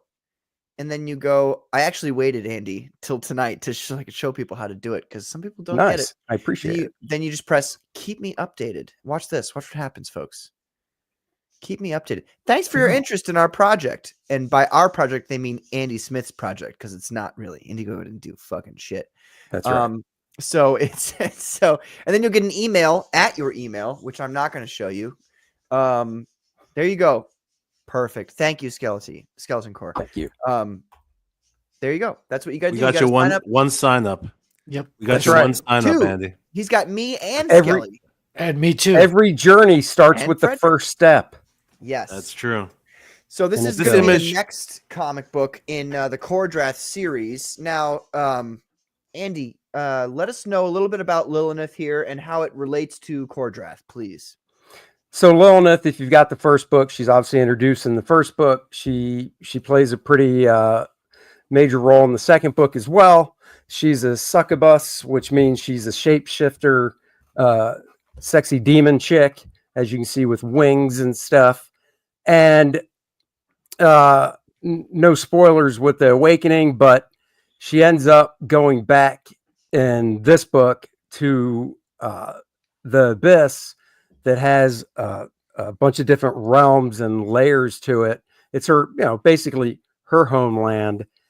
And she has a queen, obviously, that rules over. And we're introducing a couple new succubus female characters along with her, kind of like this more of them. triad that have different looks, different powers and stuff. And there is, like it says, an infernal conflict going on down in this homeland between the succubus and the incubi. And the incubi are basically the male version. So they've got wings, all that stuff. And, they have a ruler as well. And it comes down to, I guess if you break it down simply, a territorial dispute. And it's been going on for ages and stuff. And she goes back to it and kind of reflects on it. And there's obviously a battle that ensues. And you just learn more of her backstory in it. So it's not this isn't a spoiler for it. It's not a present day tale in this book because we wanted to explore her backstory more that moves it into the next Cordrath book after this. And because we got good feedback on her and stuff, character-wise, we felt, let's develop her out some more. So that's why we're going with this for the next book. And then, with Cordrath the Awakening, we did a Cordrath minifigure for people that are into the role-playing and stuff. Well, if you scroll down on this, there's a short video of the Lilineth figure we're going to be offering for this campaign as well. And this will be, so for the Cordrath one, we did a 2-inch, a 3-inch, and a 5-inch. And the 2-inch is the perfect size for role players. And then the 5-inch we did because obviously it has more detail. And it's kind of like just a nice little, maquette statue that you can just set out and display. So for this one, we're doing the same thing, except we're probably going to dump the 3-inch. The 3-inch we got orders on it for the Awakening. And obviously we printed them out and stuff, but it wasn't as popular as the 2 or 5-inch. So we're just going to offer those 2 different sizes for this one. And so she can be added to the collection.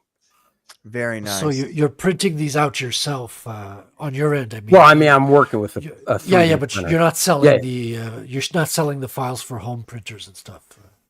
No. Okay, No. gotcha.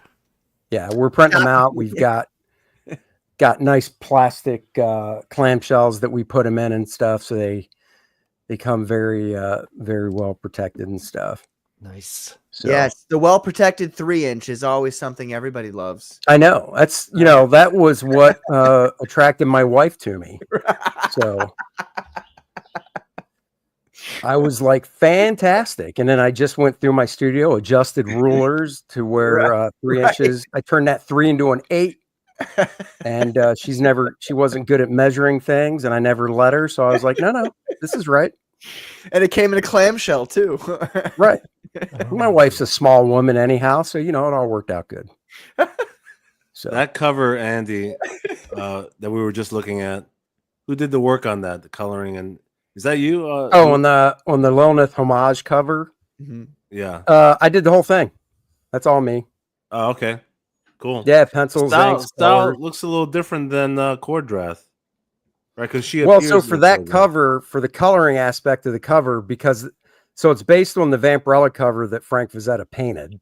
Okay. When that book came out back in 1969 or 70, and I wanted to give it that same painted type of look, And instead of like trying to explain it and stuff, I just figured, you know what? I do color stuff. I'm just not fast enough to color an entire book. So I was like, I'll just color it. So nice. I did. But that was it. I always color the homage covers myself, but when it comes to the main cover, which I want to probably start drawing next week, that'll go out. I'm not coloring that. Are you gonna have another what's the word I'm looking for? Are you gonna have statistics for Lilineth as well in this next campaign? Well, this one doesn't need it because she was in the first campaign. Did we already have her in the first campaign? Okay. Yeah, Lilineth already has a card, but like I said, we are introducing some obviously new characters. Like I said, she's got two main companions, I guess, that are part of her little 3-person.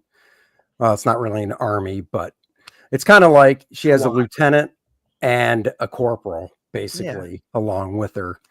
So I've designed them, and then of course the big bad guy on the incubi side, the male side, I designed him. So we'll probably go ahead again, and we want to keep doing the character cards because one, we just think they're cool, and it has the stats on the back so you can play them, and awesome. Just keep building that out. The one thing we're not going to be doing with this campaign, there's not going to be a game module for this one like there was for Kordrat the Reckoning and the Awakening. We're keeping those specifically just for the Kordrat campaigns. Okay. Yeah. Well, it'll still be. So when does this campaign? Well, 2 questions. One, how many pages would you say for this book? This book's going to be smaller, and it's going to be a lower price point too. So the book's going to be, and now this is without stretch goals because we generally don't do stretch goals to add pages, but this one we will. So out of the gate, it's going to be 36 pages, but it's going to be 20 instead of the 25. And then we will do stretch goals that can add pages to it. And then launch time, we're looking like end of April, beginning of May, somewhere around there. Because I got to draw some pages for it, of course, to put up on the campaign. And I got to do the main cover still. That was the one thing about doing this one instead of another Kordrat is I had to, I've designed 3 characters so far, but I still have 4, maybe 4 more I have to design that, some characters I can design on the page because they're like tertiary characters, they're not, it's like, oh, they're in 1 or 2 panels. Boom. That's it. But characters like Lilineth, main cast type characters, I do a separate, drawing sheet for that I can look at. So I have 4 or 5 of those. I still have to do the main cover and then of course some interior pages. So yeah. Well, very cool. That's very exciting. I'm very excited for that next one. And so another question then would be, when do you think Reckoning was the second one, right? No, that's the first one. No, Awakening. When is the Awakening shipping out, do you think? So it's cool because the answer to that question is the books should be here from what I'm told by the printer around the 21st. Oh, sick. So as soon as they get here, that's the last piece of the puzzle because we've got the figures, we've got the game modules, we've got the stretch goals printed up. I've got the Kordrat, the Awakening, the layouts book, which was an add-on of just my pencil layouts. I got those sitting over here from the printer. So it's just the main book now, and the black and white version of the book too that we did. And we're just waiting on those. And they're telling us around the 21st. So when they get here, we can start doing fulfillment. So we'll start doing fulfillment, around the 21st, 22nd, hopefully. And we're hoping to get it all done in like 2.5 weeks. So you got a squad doing it for you? Just Dennis and I. Just you two? So, yeah, it's just 2 of us. Gosh. We'll set up in the garage down below because I'm above my garage, so we'll 2 just set weeks, up in the. Good luck. I did all my. I had like 175 backers, which is probably nothing close to anything you've got, and it took me like a whole month to do everything. So I don't know. You guys are professionals. No, we can. I think. Okay, maybe it will take longer because the Reckoning the Reckoning fell into the holidays because we got the books in November, and that's when we said we were going to ship it. So we started shipping the Reckoning in November, but then Christmas rolled into it. So there's the week of Christmas. But I actually, besides Christmas Eve and Christmas Day, I was doing fulfillment stuff. Dennis was obviously doing family stuff, but I was down there doing stuff. I don't know. I think we could probably we have it down to a system. You know, we worked out a lot of kinks with that first one. Mm-hmm. And this one doesn't have as many add-ons as the first one did when it came to like I did one of my art books was an add-on. And then there's another type of art book that was an add-on to the first, to the Reckoning campaign. So there were a lot of different pieces. This one doesn't have that. So I think we'll be good. 9 to 5. Just do 9 to 5. That's it, baby. Yeah. We'll get down there. We get down there, and the nice thing is it won't be in the middle of winter, so it won't be really cold in the garage, and it won't be really hot yet.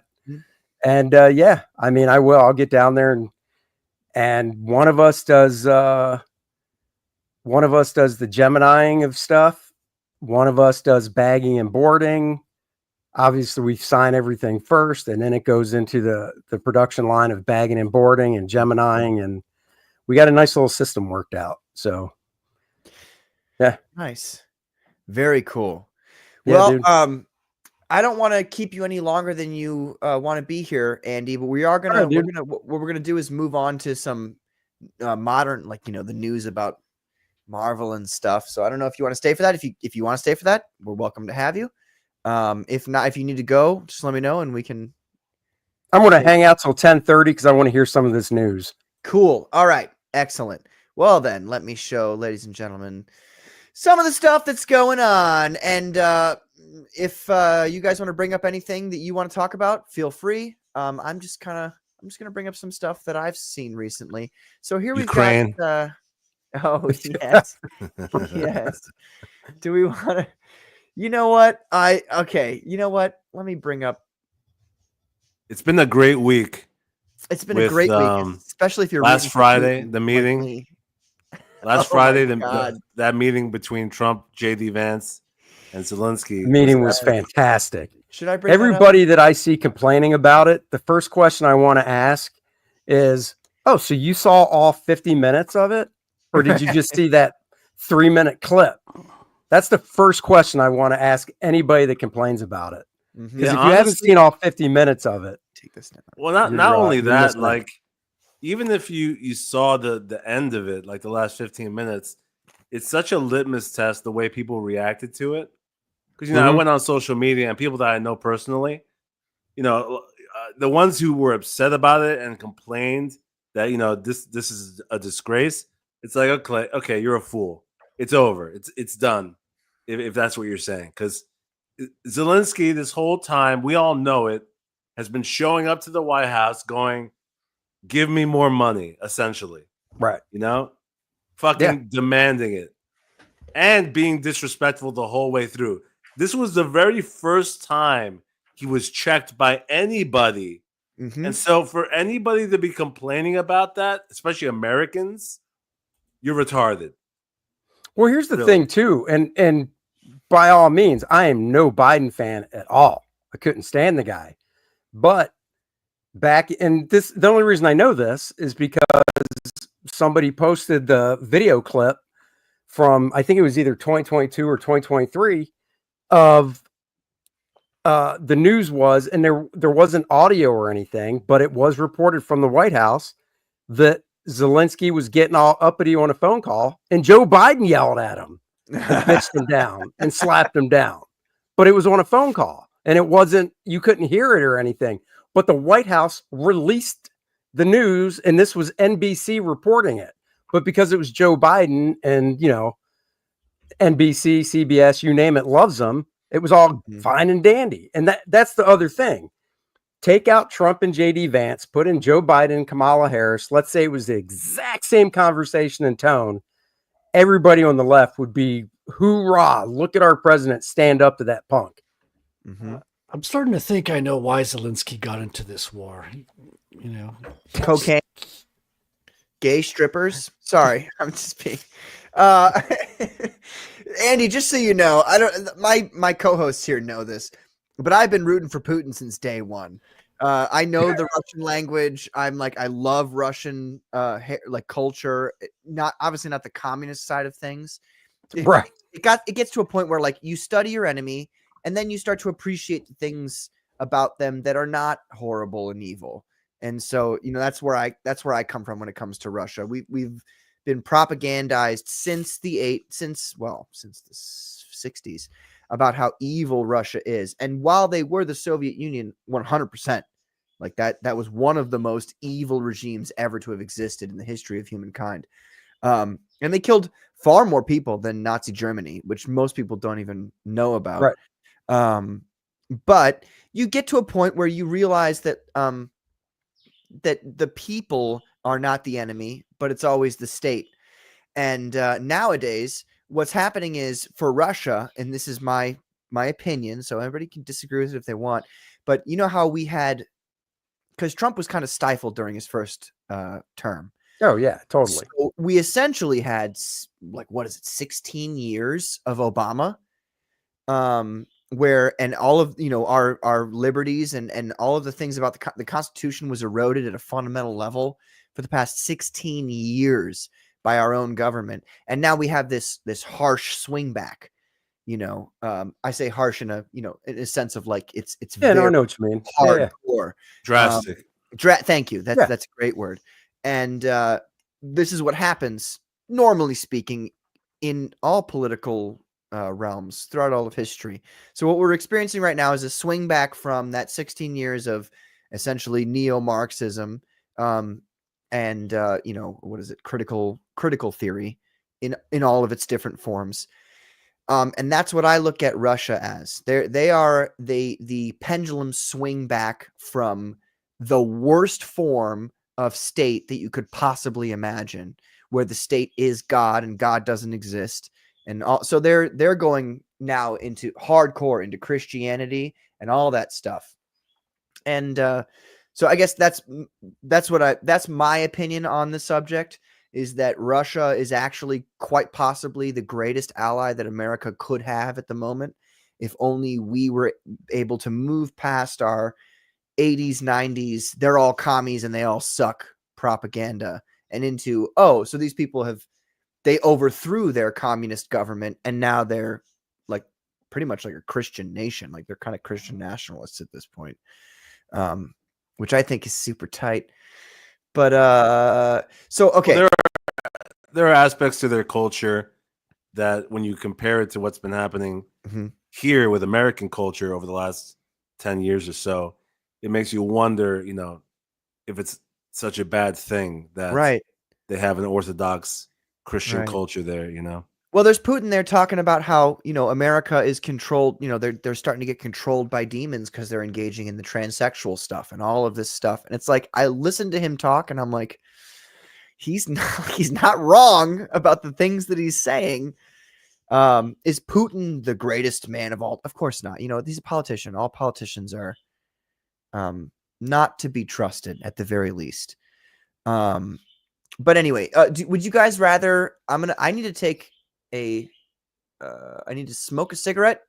It's been 2 hours. I'm dying over here, and I need to take a whiz real quick, which will take me approximately 7 minutes. Would you rather I played the 10-minute video of Trump, Zelensky, and Vance, or would you rather I just leave it off and you guys just discuss?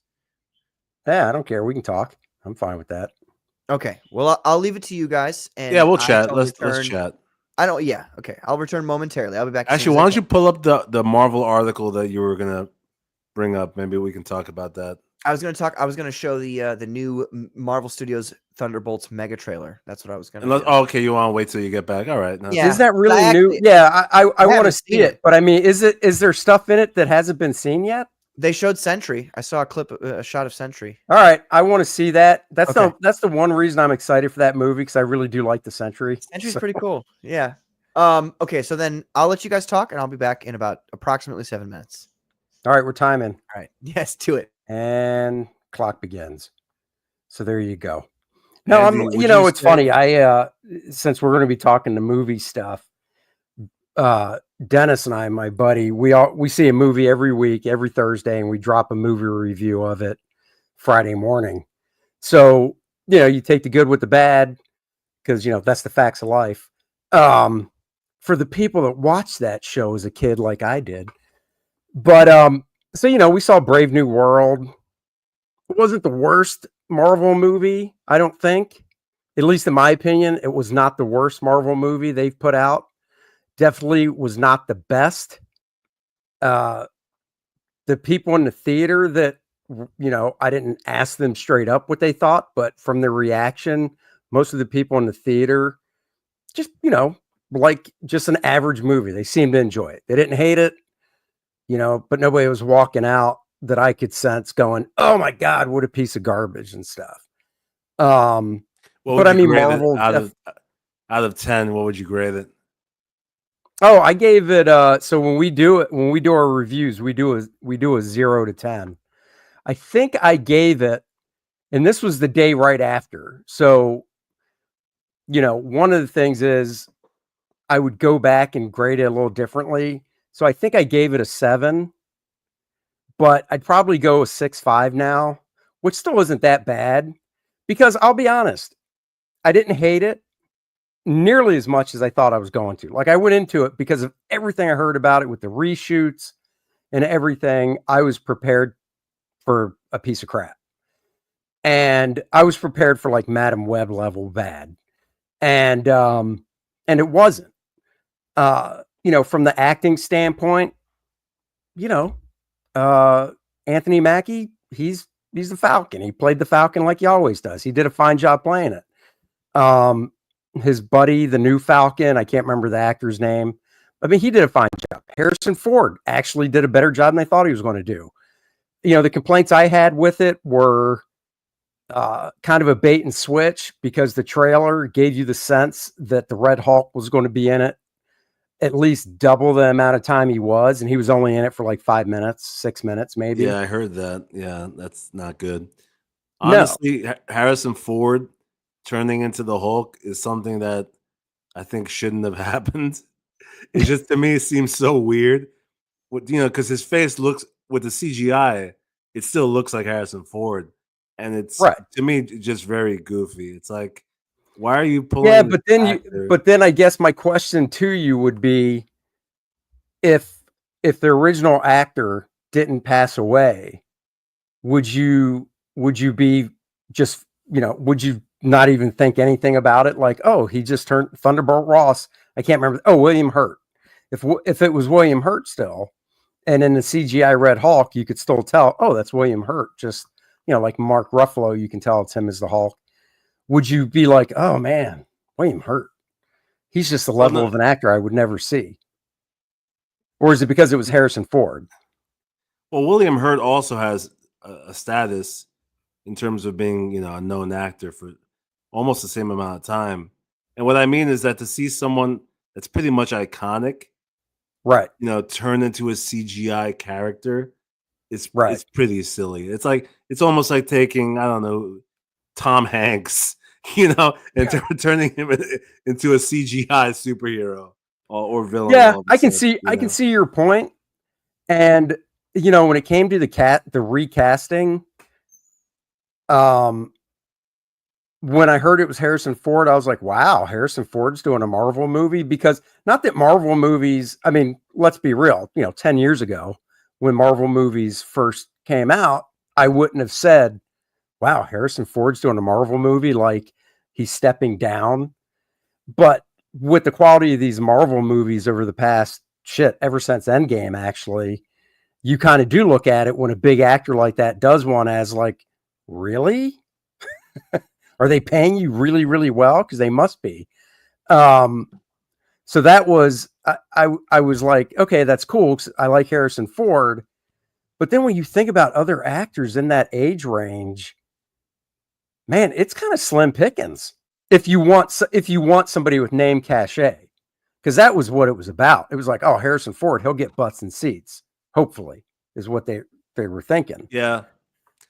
Well, my initial thought, though, honestly, my initial thought when I saw him in this movie was like, what if this ends up being his last movie? Because he's 82 years old. I know. I'm like, really, this is his last movie?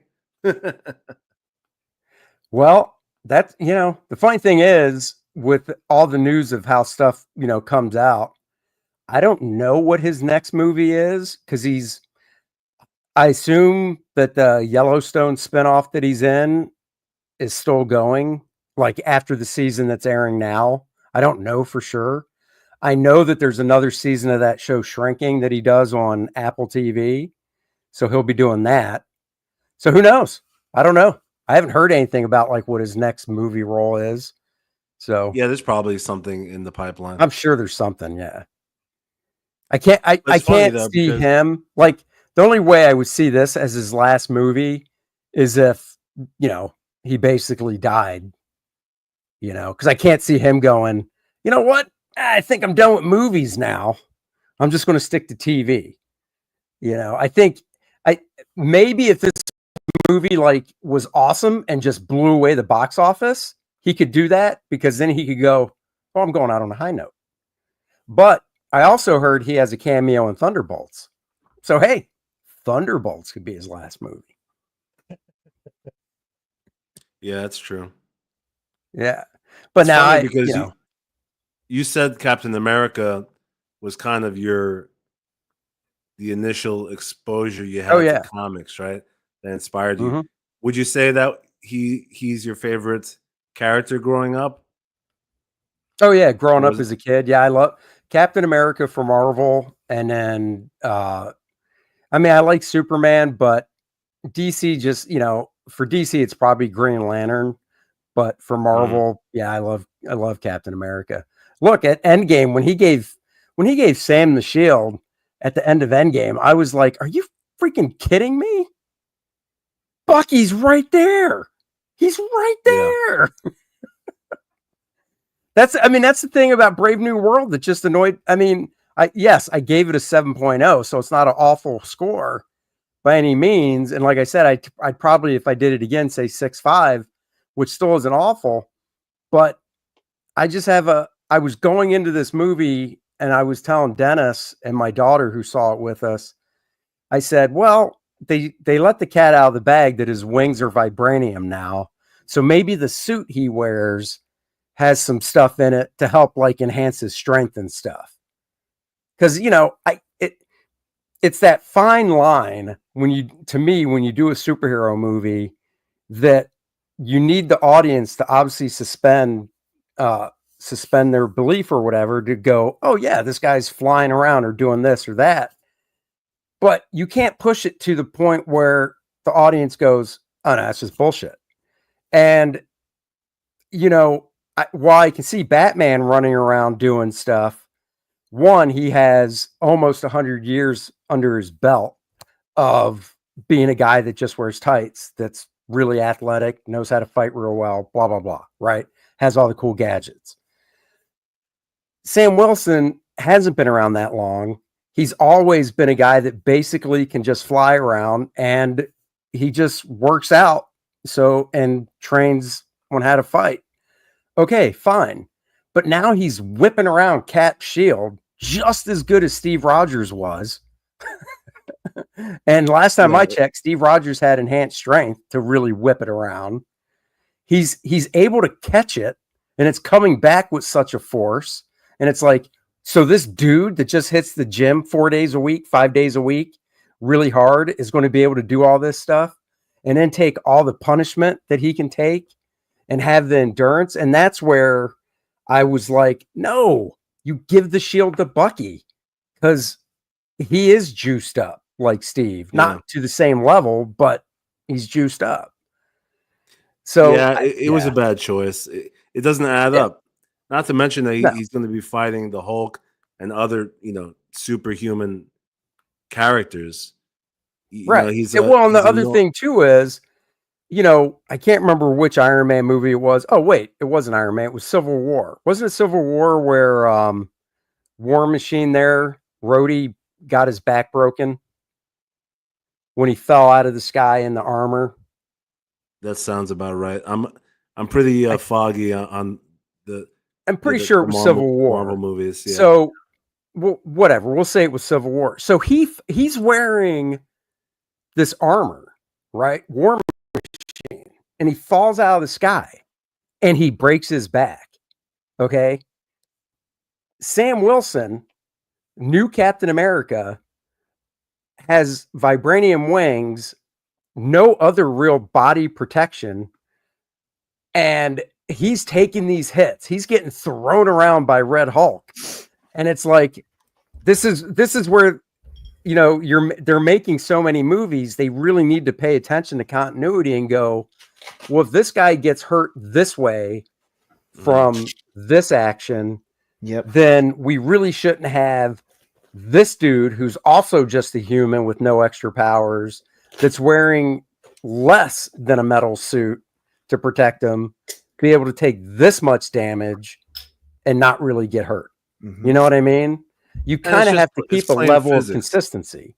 Yeah, it's also physics. There's a certain level of, suspended disbelief. Mm-hmm. Right. Want to try them. Obviously, we're watching something that's a fantastical, fictional tale. So there is suspended disbelief, but try to make it a little bit plausible, because if Hulk smashes you into the ground and you're a mortal man with no powers, you're not surviving that. It's over. No, you're just dead. Yeah. That's one of the things where I went back and I started reading. I go back and you go back and you read your favorite things. I went back and I was reading the Lee Kirby Fantastic Four run, which is my favorite thing of all time. No pun intended thing. But anyway, the point is, I realized that you read it and you start to think, you go back to the old comics and you're like, oh, everybody's, they're not really throwing real punches or whatever. The action's not as visceral as it is in modern comics. But then you start to realize it is actually quite visceral within the context of what humans can actually take. So when there's situations where people are like, I'm going to shoot you with a laser, and it's like it's a big deal, and the reason is because back then people didn't have the ingrained, like, this is what superheroes can take kind of thing. It was just like, no, this is what regular humans can take. And this is dangerous because a regular human would be obliterated by such a thing. So you have to, you perceive it within that context. And then you go, oh, so what they're doing actually is like crazy. It's amazing. So like, one of the first Fantastic Four comics, Miracle Man, he has a Tommy gun that he shoots the thing with. And in real life, back in that time, people would, you're dead. That's it. You got shot with a Tommy gun. But the thing, he gets hit with it. And even though he gets hit with it, it still like hurts him. He still like is like, ugh, and he keeps going. And another great example is the one comic where Dr. Doom he's fighting Thing, and he puts a gravity device on his back. So it makes Thing like go to the ground, and he's like, can't get up, but he still, through all of that, pushes himself up, and then he grabs Doom's gauntlets and crushes them. That's one of the best comics ever. When he and Doom remembers that he smashed his gauntlets and almost mangled his hands. And it's a small thing, but it's like Dr. Doom is a dude inside of a suit of armor, and the Thing is a guy with super strength, but him crushing that was a big thing. That was a huge thing back then. And nowadays we see Superman getting punched through a wall, and we go, oh, well, so it's not that bad. But it's like within the context of what real humans can take, the things that these people are doing are fantastic. Right. And that's what I was kind of saying before you came back about Brave New World is, and have you seen it or no? No, not yet. All right. So I mean, well, shouldn't do I? you? Okay, so You don't have to worry about obviously he spoilers. fights Red Hulk in it, but then he fights this really big dude that's part of the Serpent Society, right? Which that's a whole nother thing they effed up in that movie was the Serpent Society. But anyhow, but he's fighting this really big dude, like taller than him, thicker, just big dude in it. And in that fight, he gets kind of winded. You know, he gets a knife right here, which isn't a vital part. And he's got, you know, his uniform's kind of padded and stuff. So he didn't take the full effect of the knife, but whatever. But still, he's fighting this guy. This guy throws him through a table, all this shit. And, you know, he gets winded and stuff. Okay, that I could buy because it was two guys and they were inside. So his wings weren't out or anything. It was just two dudes fighting, you know? So it's like, okay, well, that makes sense. Sam Wilson, like I said, he hits the gym. He's stronger than most dudes because of the amount he works out, but he's not super strong. And, you know, he trains. He's probably trained with Steve Rogers, so he can fight better than most people. And he's fighting this big dude, same type of thing. Okay, I can believe that. But he's getting winded and he's slowing down in that fight. But then at the end of the movie, he goes up against Red Hulk. And I'm just like, okay, come on. Yeah. That fight shouldn't take that long. I You're mean, dead. You're a pancake. Right. That's the thing. That's where it's like Red Hulk. He doesn't talk, you know. So Harrison Ford doesn't talk as Red Hulk. He's never just at all. totally 100% pissed off. Really? And you would think, you know, instead of just punching, which he does, but Sam Wilson can put the wings up. They're vibranium, so they can absorb the impact, redirect it. Blah blah blah. I hate But that still, so much. The but still- vibranium black magic. Like, it's like. yeah, but still, he could grab Red Hulk could grab Sam Wilson's head and just go, Yep. fight's over. You're Yep. dead. You know, and it's Right. Or if vibranium's so powerful, if it's a vibranium adamantium alloy, you know what I mean? Like Cap's shield was originally in the comics. Right. And they changed it to just vibranium for the movies because they didn't have the rights to adamantium at the time. But like, if that's the case, then his wings should be able to like cut Hulk's head off. You know, Right. one or the other. Like, one of those guys is gonna die during that interaction. right. And it's But at least with it, so the only thing I would say with what you said is Sam Wilson knows that obviously, oh crap, he's not in control. He's not going to go that route and kill him. You know what I mean? because he's But Red Hulk is so president or pissed the off. Secretary of Defense in that movie. The Hulk. What's that? Is he the president or the Secretary of Defense? Red What is Hulk? he? Oh, he's the president. Oh, he's the president. Okay. So yeah, Yeah. he can't cut his head off, I guess. But Red That'd be Hulk is so awkward. pissed off. Instead of grabbing him by the head and just throwing him like 20 feet, he would just be like, "You're pissing me off." Grab, crush, movie's over. You Yeah. know, which would be fine because it was at the end of the movie anyhow. But then Sam Wilson's dead. So, yeah, I mean, it's just it's Bucky. It should have been Bucky. It's just so dumb that it wasn't given to Bucky. You know, and I even told my daughter that, and she's like, "Well, they were going by the comics." And I'm like, I don't want to hear it. Oh my god. No. Which ones? The ones that came after 2016? Those ones? Those don't count. Right. Yeah, I'm just like, nah, I don't want to hear it. It should have been Bucky. If I was Bucky, I would have been pissed off in that at the end game instead of being like, "Whoa, good for you, Sam." I'd be like, "What the fuck is this bullshit, old man? What are you giving it to him for? What happened to what's that saying from Winter Soldier? Together to the end or whatever." Right? What I would have walked up to old man Steve after he gave Sam the shield and said, "I assume you said, here, go give this to Bucky." Right. What happened to friends till the end, Steve? Yeah. That's probably one of my biggest complaints, other than most of those movies being just boring and poor movies, is that lack of mortality in combat. I mean, they completely forgot about power levels amongst all of the people. So you'll watch a movie like I would say Civil War is one of the best movies that they've ever made.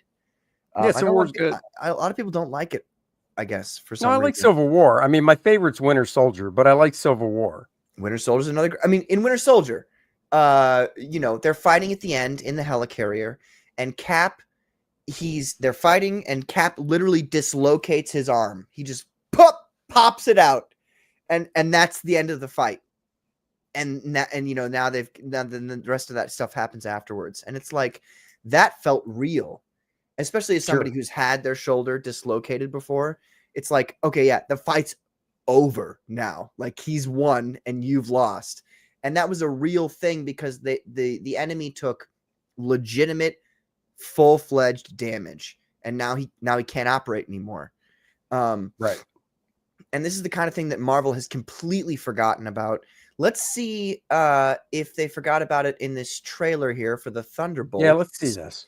I remember the second trailer, I think it was, somebody showed it to me, and they were like, Patrick, isn't this going to be like, because they know I like Marvel, they're like, isn't this going to be amazing? And I looked at it and I was like, no.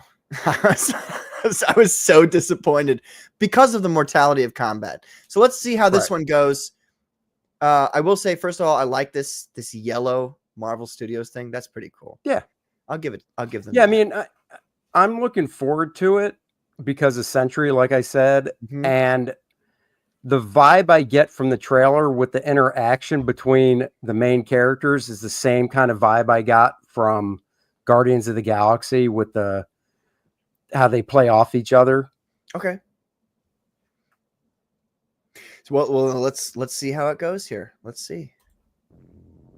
I was imprisoned, experimented on. By the way, we'll watch the whole thing.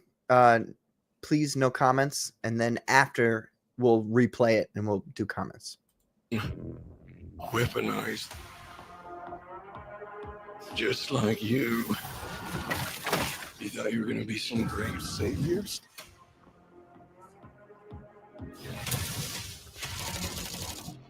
What makes you think you're special? Can't even save yourself. It's the plan. This is out of our league.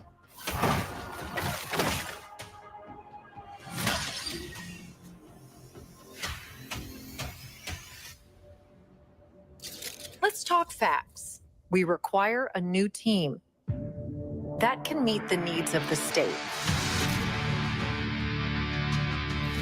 We're brought up with this belief Hey, it's like your mind is somewhere else.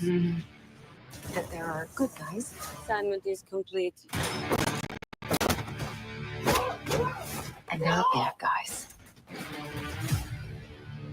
But eventually, you come to realize that there are bad guys.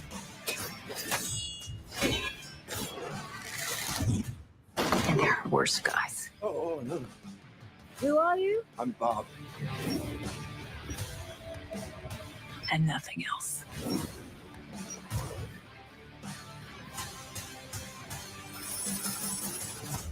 What the hell? I know someone that may help us. Alexi, it's me. Open up. Lilineth! Hi, Dad. Oh, America's so big. You ever drive through Oklahoma? It's so flat. Alexi, have you slept? I'll sleep when I'm dead. No shit. You got a convoy approaching fast. Step on it. Come on, baby. I'd like not to die today, so maybe somebody else can drive in.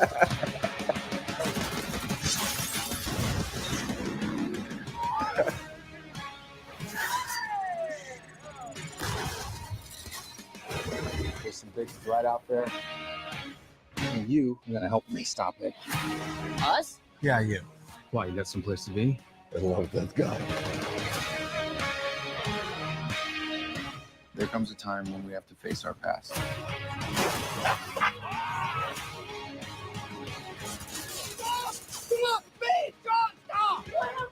Who are you?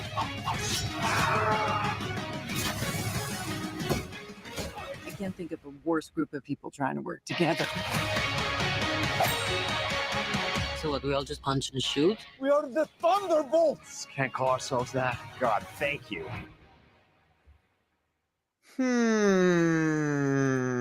Thoughts. We'll start with Andy. Thoughts. I mean, most of that I've seen, except for a couple of the Sentry things. like I said, out of the gate, I like the the chemistry between the main heroes and stuff. I think David Harbour is going to be great in it. I wasn't a huge fan of U.S. Agent in the TV show, but he kind of grew on me in this trailer. I always liked Sebastian Stan as Bucky, his personality and stuff. I'm guessing Sentry is the I can't just see him being the big threat. There's got to be something else. But overall, I'm looking forward to it. I'm looking forward to it a lot more than I was looking forward to Captain America: Brave New World. I'm hoping they got more of their shit together with this one.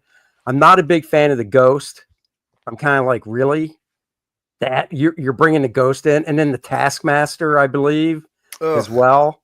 I mean, they ruined the Taskmaster in the Black Widow movie when it's like, it's the Taskmaster chick, and it's like, oh my god, really? You could have had a B-list villain for all time, forever, and you chose to not do that. Yeah.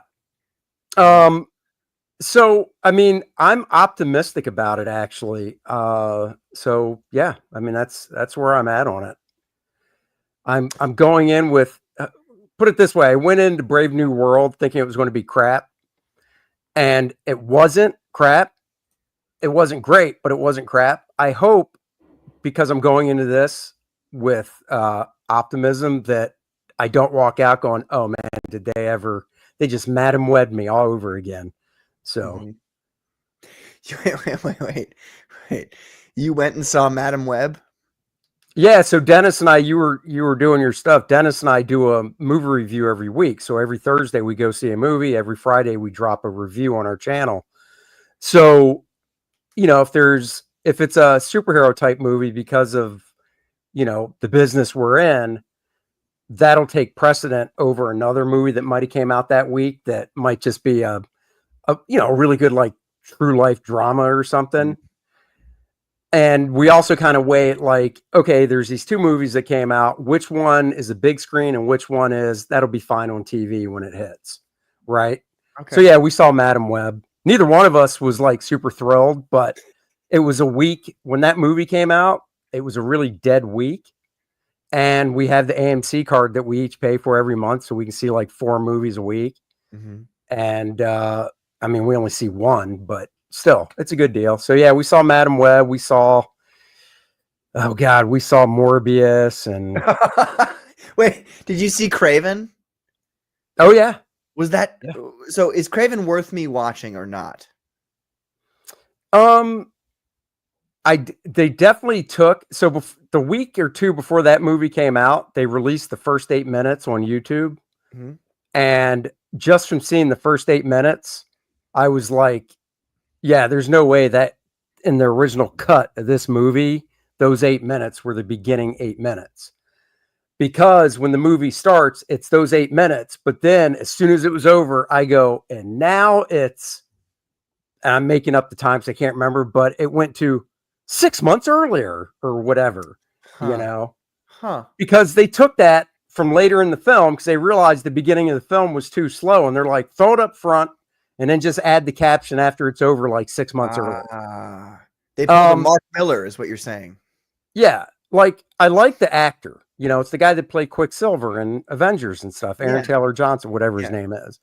So I like him, and I like Craven, and I like the Rhino, and the Rhino CGI wasn't as bad as the Marvel TV show CGI, like She-Hulk and stuff, but it wasn't as good as their best CGI with, like, you know, Ruffalo's Hulk and stuff when they were at the top of their game.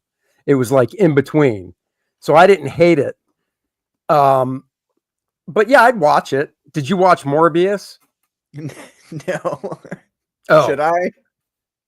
I would watch Craven over Morbius. I would say it's more interesting to me. Like, Morbius has always been a kind of boring character to me.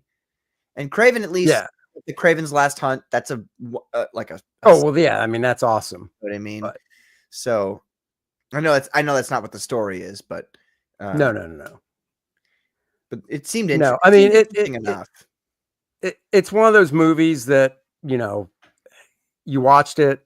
I believe there's an after. I can't remember if they ditched the after credit for that and just literally just had it end where you were like, oh, that would be the after credit.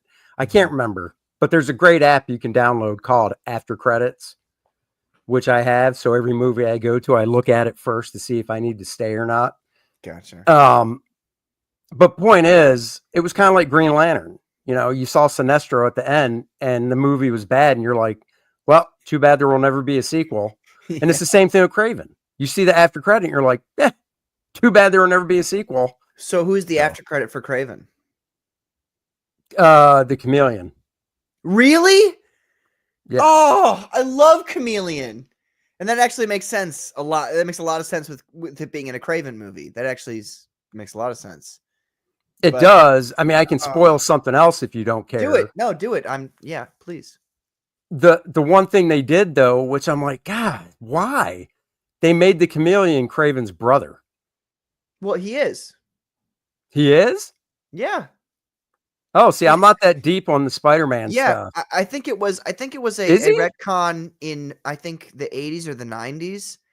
But yeah, they made a retcon where Craven is actually Chameleon's brother, and they. Oh, okay. Yeah. Well, okay. So you nailed it then when you said maybe 80s or 90s they retconned it, because after the Craven movie, I went back to the very first appearance of the Craven and Chameleon, which is, you know, John Romita Sr. Ditko stuff. Right. And yeah, they weren't brothers there, I don't think. No, they were not. No.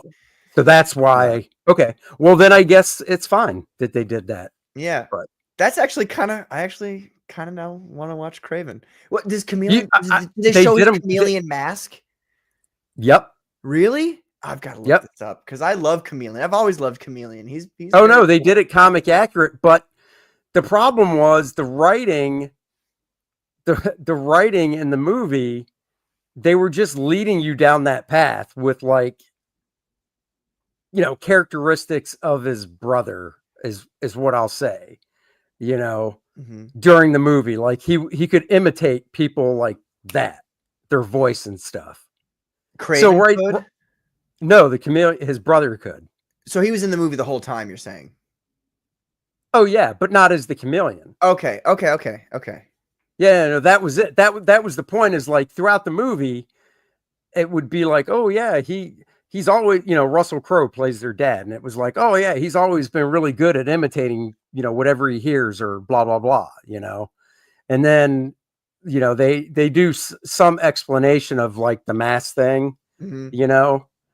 And yeah, I mean, just watch it. If you like Craven and you like, you know, the Rhino and stuff, I would watch it. Especially now that it's on TV. Why not? I think I will, because I actually really love the Chameleon. Chameleon, as some people might not know, Chameleon was the first Spider-Man villain, actually, in his own series, which is really cool. Real quick, I do want to say hello to Zombie Boy. What's up, Zombie Boy? How you doing? Welcome. So let's see here. I guess Carbon was next, technically. Sorry, Judge Fred. Don't put me in the cube. But Carbon, how do you feel about the Thunderbolts here? Honestly, you know, I'm trying to be optimistic and say like, okay, it doesn't look bad, but at the same time, it's just kind of mediocre. Like there's nothing in here that excites me to the point where it's like I really want to see this movie. I think it's a misfire to even choose this property to make a movie. At this point, Marvel and superhero movies in general, a lot of people feel that they've been stagnant, and so you need to choose wisely with what you're going to make. I mean, we're talking about millions of dollars here, you know, at stake. And this movie just seems like another one of those that people are going to wait till it goes on streaming, you know? Yeah. And yeah, like I said, it doesn't look terrible. There's some things in it that look, the action scenes look fine. Nothing in it really bothers me. There's no wokeness in the trailer. But like I said, like what's inspiring here? Like there's nothing in here that really impresses me. It's like, wow, I really need to see this movie. And at this point, it's like, come on, guys, let's invest our time and money into stuff that's like it's gonna wow people. Yeah. And Frederick, how do you feel? She's kind of hot. So I have no dog in this fight. I was kind of into the story at the beginning of the trailer. I was like, okay, I could maybe get into this. And then, like many modern trailers, it kind of stretches out a bit too long. And then they end the trailer with a stupid Marvel joke. So I'm kind of like turned off by the end of the trailer. But it could still have some good parts, but like I'm not excited. I can understand that. I would say the biggest drawback to this trailer is that obligatory Marvel humor thing. Mhm. They don't have to do that for every movie. In fact, it doesn't make sense for a lot of movies. And I would also say their Thunderbolts lineup, oh geez, like one of the worst Thunderbolts lineup I could possibly imagine. First of all, Black Widow, or Blonde Widow as I like to call her, she fell off. I'm not trying to be mean, but she does not, like, Black Widow's supposed to be a femme fatale. She's supposed to be, you don't, like, you look at her and you're instantly put off because she's so attractive. So you don't think she's going to be, a problem for you until she becomes a problem for you. And then she's a very serious problem. And she doesn't look Blonde Widow in this looks kind of, she looks burnt out. I don't know. There's a shot. There's a shot right here. Hold on. I'm trying to find here I'm trying to go through it. Anyway, the point is she looks, here we go. I'm going to get to it. Hold on. There. She put her arm down. I'm going through each frame individually to get to the right frame. There we go. Look at this. Like, does this look to you like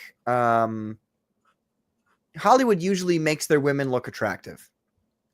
They have done everything they can to make this woman look not attractive. She's a very attractive woman, for sure. But they've done everything they can to make her look manly, I guess is the way I would put it. Yeah, everybody's burnt out in this movie pretty much. Yeah, burnt out. That's the best way to put it. Yeah. Look at her. She looks so burnt out in that. But I totally see what you're saying. But going by the story that I'm getting just from the trailer, they're all that way. Like like story-wise, they're all just this ragtag, burnout group that Julie Louis-Dreyfus's character is like, okay, we're going to mash all you guys together, you B-listers together that are all, tired and whatnot, instead of like the Avengers, which was like all fresh faces, like, yeah, let's go fight. And you know what I mean? Yeah. I got it. So I think I know what you're saying, but I think they're doing it obviously intentionally story-wise, That would make sense. Yeah, no, you're right about that. I mean, that's what they're going for. But at this point, the concept is tired because we've had Suicide Squad. We've seen these ragtag guys before. And it's like, if you're going to be, edgy, at least be like cool and badass. Like, I'm not impressed by any of these guys, so. And it's a swing and a miss too, because considering all of the people, all the characters and IPs that you have introduced and been going with as Marvel, which now owns Fox and, they don't own Sony, but they get along with them. You could have had, which I consider the greatest Thunderbolts team of all time. You could have had, it's called Thunderbolts Red in the comics. I don't know, Andy, if you remember that, but it was Red Hulk, Punisher, Deadpool, Elektra, and who was Agent Venom. Agent Venom's a kind of a weird one there because I personally don't like the concept of Agent Venom. I think Venom is always Eddie Brock. In my mind, that's how it is, So I don't like Flash Thompson becoming Venom, but if that was the one, the one person I didn't like, then you still have Punisher, Elektra, Sure. Deadpool, Red Hulk, and then the leader who is also incorporated into that story there. And that story itself, by itself, is a fantastic story. And the idea is that Red Hulk, who can talk when he's Red Hulk, gathers everybody together and he says, look, I have certain missions, like cleanup missions from my military career that I want to do. Like, we've got to clean some shit up.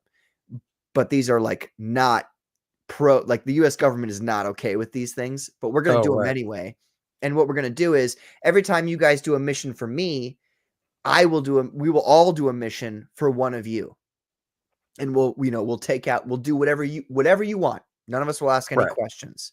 So the Punisher obviously chooses like, some mafia guys in New York and stuff like that. But like that, it's such a cool idea that they all, and it also would open up again. This is the thing, like just make the comic books into movies and you'll have a million movies that people will be attracted to. If you had one movie where you had Red Hulk going, especially after Captain America, this most recent Captain America, Red Hulk could be saying any number of things. I don't know how it ended in that movie, but he could be like, hey, I want to clean up. Well, one of the stories in the comic was, there was this regime in this South African country that the United States military totally fucked up. And I want to go there and clean it up. You could do something like that easily. And you'd have Ryan Reynolds as Deadpool. You'd have John Bernthal as Punisher. You'd have whoever you want as Elektra. Obviously, I don't think it'd be Jennifer Garner anymore, but anybody. And it doesn't matter because all of those are household names at this point. And you could just have an amazing, what we would call B-list Avengers, but they're like, the lethal Avengers almost. It'd be an amazing story. But now we've got all these, you've got two versions of Captain America. That's already a problem. Like, at least from my perspective, it's like they both carry shields. They both have the superhuman serum. I'm talking about John Walker and what's his name? What is this guy's name? Oh, you mean US? Oh, Red Guardian? Red Guardian. That's right. Oh, right. You got two versions of Captain America. Like, what? And then you got Bucky, who's been in the best way to describe it is he's been like power wise cucked horribly. Like he sucks in modern day. Nerfed. That's the way to. Yeah, that's right. Yeah. But has he? Because look at this. Like one of the comments I have on this trailer is, did he get a power upgrade? Because like there's that shot with the van where he just puts his arm out and the van just goes flying over him. I'm like, when did he become that powerful? Dude, that was in like the second trailer or the first trailer. And I saw that and I was like, fuck this movie entirely. I was so mad about that because it was like, he can't do that. Like his arm is made of adamantium, sure. Or vibranium or whatever they want to call it. Yeah. That's fine. Okay. But that just means that the arm will be fine. He's not going to be fine.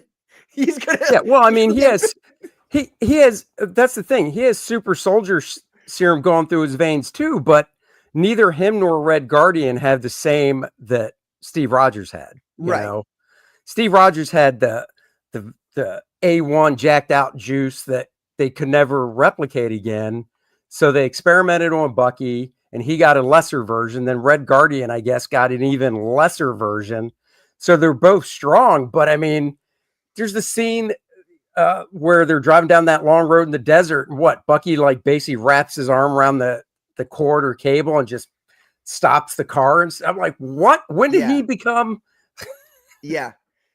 That's what we were talking about earlier is the power levels thing. They, at this point, and this is how you know that they don't care. They only care about what they're going to tell with the story. And they don't care about, and I want to specify that. They only care about what story beats they can acquire. So the story beat of, they are attacked, but it is foiled. Then they ask themselves, how are we going to do this? Oh, well, Bucky holds his arm up and the thing goes over him. They don't understand how action works. They don't understand how real life violence works. And so that's why this seems fake to us. And some people just notice it like automatically. We're just like, no, that's not how that would happen. And it's, I'm sorry, I'm talking too much. I get No, upset. no, I get it. I think the problem Marvel's going to have now is they're setting up. They need to set up. They haven't even started yet. And in this movie, I don't think, when this was being filmed, I don't think they were planned out with Avengers Doomsday and all that stuff that they're trying to get to for what, 2027 or maybe even next year, which is, they touch on it in Brave New World where Harrison Ford is the president. Thunderbolt Ross tells Sam Wilson, I want to start up the Avengers again and you need to build a team. Right. And it's really just the talking point a couple times in the movie. There's no him looking for a team or whatever. But the point is, who's out there that they can build for the Avengers, for this Avengers Doomsday? So you've got Sam, you've got the new Captain America, Sam Wilson, you've got the Falcon, his partner. Are they going to use any of these Thunderbolts? If so, what's the point in even doing a Thunderbolts movie if you're just going to basically promote them up to the Avengers? Right. And, Black Widow's dead. Hawkeye's still around. But I mean, that's the other problem with doing in comics. You don't have to worry about time because the characters don't have to age. But by the time this Doomsday movie comes out, that's 15 years roughly after the first Avengers. Jeremy Renner is 15 years older, So is Hawkeye even really somebody you can use at that point? I mean, Jeremy will probably say yes because it's a nice paycheck and why not? But I mean, come on. And then what are you going to do? Bring in from the TV show, what was it? Haley Steinfeld, whatever her name is please don't even say it. Nobody Don't wants even to say see it. her as Hawkeye. No. I don't mind looking at her though, to be honest. It wasn't Haley Steinfeld. Carbon's right. I don't mind looking at Haley Steinfeld, but she was the wasn't she? She was Peggy Carter, wasn't she? Or am I mistaken? No, you're thinking Haley of Steinfeld was. She's the one. The Hawkeye girl. I know who you're Hawkeye talking girl about. that's engaged to Josh Allen. Yeah. Her name? Okay, I thought that. Peggy Carter's. Haley Atwell is Peggy Carter. Okay, my bad. Yeah. My bad. Yeah, that's Peggy. But because we were just talking about the other day, if you look at the 6 original Avengers, the only ones that are still around are Thor, Hawkeye, and the Hulk. Because Black Widow's dead, Cap's gone, Iron Man's dead. Right? So you got those 3, and they're all heavy. I mean, they're heavy. Well, Hawkeye's not a heavy hitter, but Hulk and Thor are. Ant-Man's cool. still there. Ant-Man's a heavy hitter. Well, yeah, I mean Ant-Man, but I think Paul Rudd's done. And that's a problem with these movies too. Is I think the one credit I guess I'll give to DC, even though for the longest time it was always Batman and really nothing else, is at least they rebooted it. Right? They realized, okay, we're doing new Batman stuff. Christopher Nolan, three movies. It's a reboot. Christian Bale, and they didn't say, okay, now we're going to do a 4th movie and we're going to introduce Superman. And it's going to be Christian Bale, and then 10 years later, it's still Christian Bale, which now he's too old and stuff. So when you're doing the movies, you've got to take into account the actors' ages, or if I remember correctly. Didn't they film Infinity War and Endgame back to back? Yes, they did. Kind of like the Lord of the Rings stuff. Yes, they did. I mean, if they could get their shit together enough to say, guys, these actors aren't getting any younger. Let's see if we can lock them down for like 3 years of just getting shit in a can. Yeah. Well, that's the thing too. And I think the problem with that, which is not a problem, it's actually in reality, the easiest thing. This is the problem with Hollywood, and I think it comes back to, as a person who's spent time in the theater, the acting's realm of things. What I have come to realize is that the ego of the actor and the ego of the director takes precedence over the story always. And you might think it doesn't. Sometimes they tell really great stories, like the Russo brothers, for instance, tell amazing stories. But their ego always factors into it some way. And I think an example of that would be that with the Doomsday, that the ego of the Russo brothers factors in with casting Robert Downey Jr. as Dr. Doom. Total miscast. It could not have been a miscast with, if he wasn't Iron Man, but he already was. But so what that lends to is that they think that the movie-going audience wants to see, like Chris Evans as Captain America only. That the movie-going audience will only accept the idea and the concept of Captain America if it's Chris Evans, because that's how it was introduced.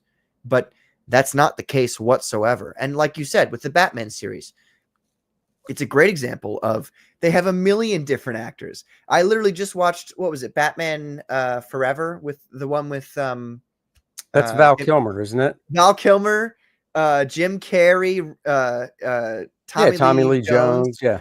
Amazing. I love that movie. Like, it's actually a really great movie when you go back and you watch it. A little camp, a little cringy. Yeah, that one got a little camp. It's the George Clooney one that totally fell off the cliff. Yeah. So. Yeah. But that one was great. And when you watch and you go back and you watch what's his name? I just said his name. The actor for Chris Evans. I don't know. No, for Riddler.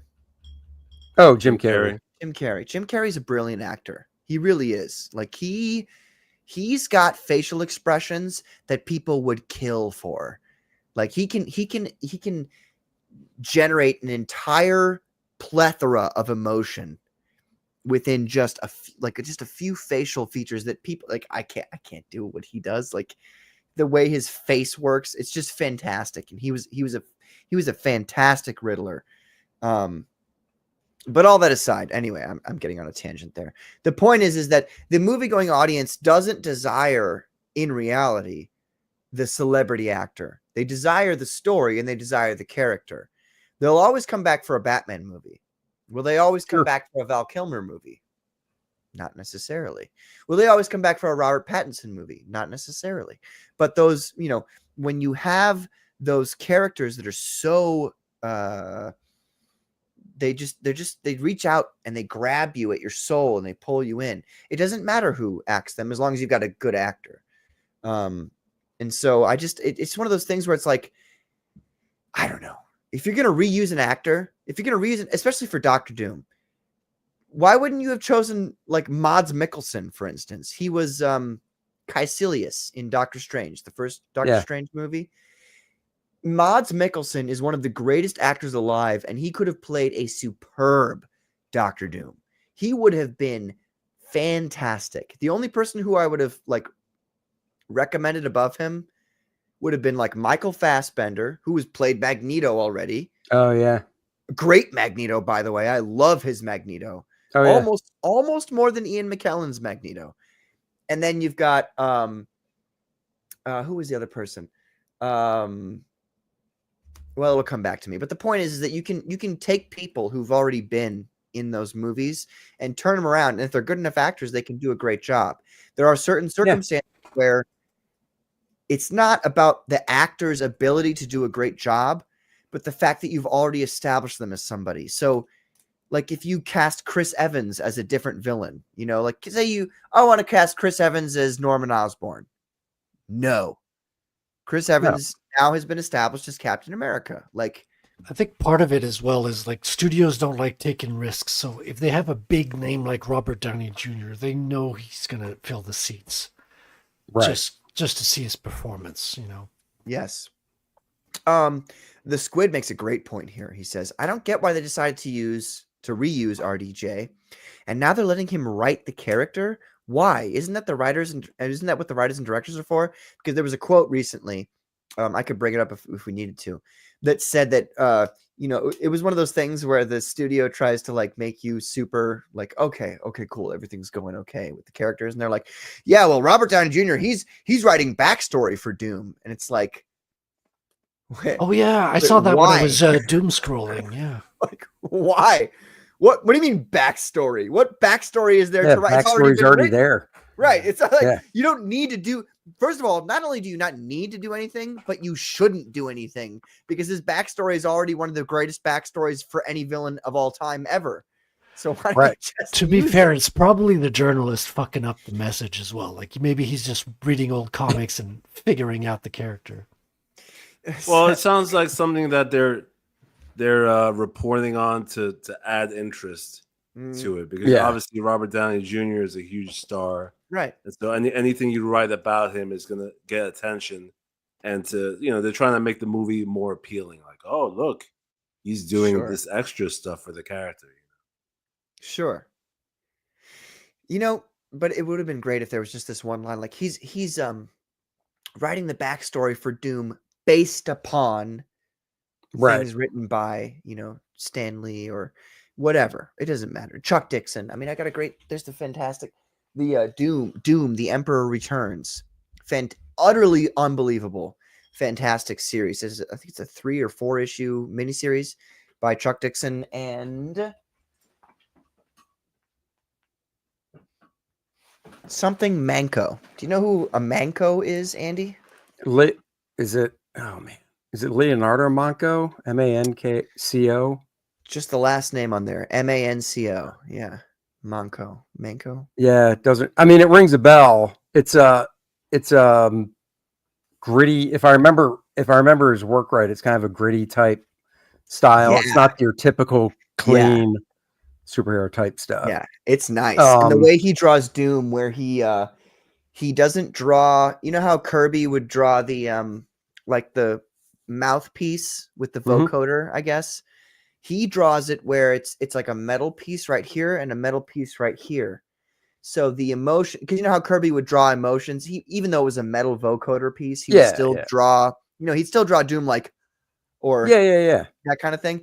He does it by just taking that whole vocoder piece out, and he just has Doom's teeth in there.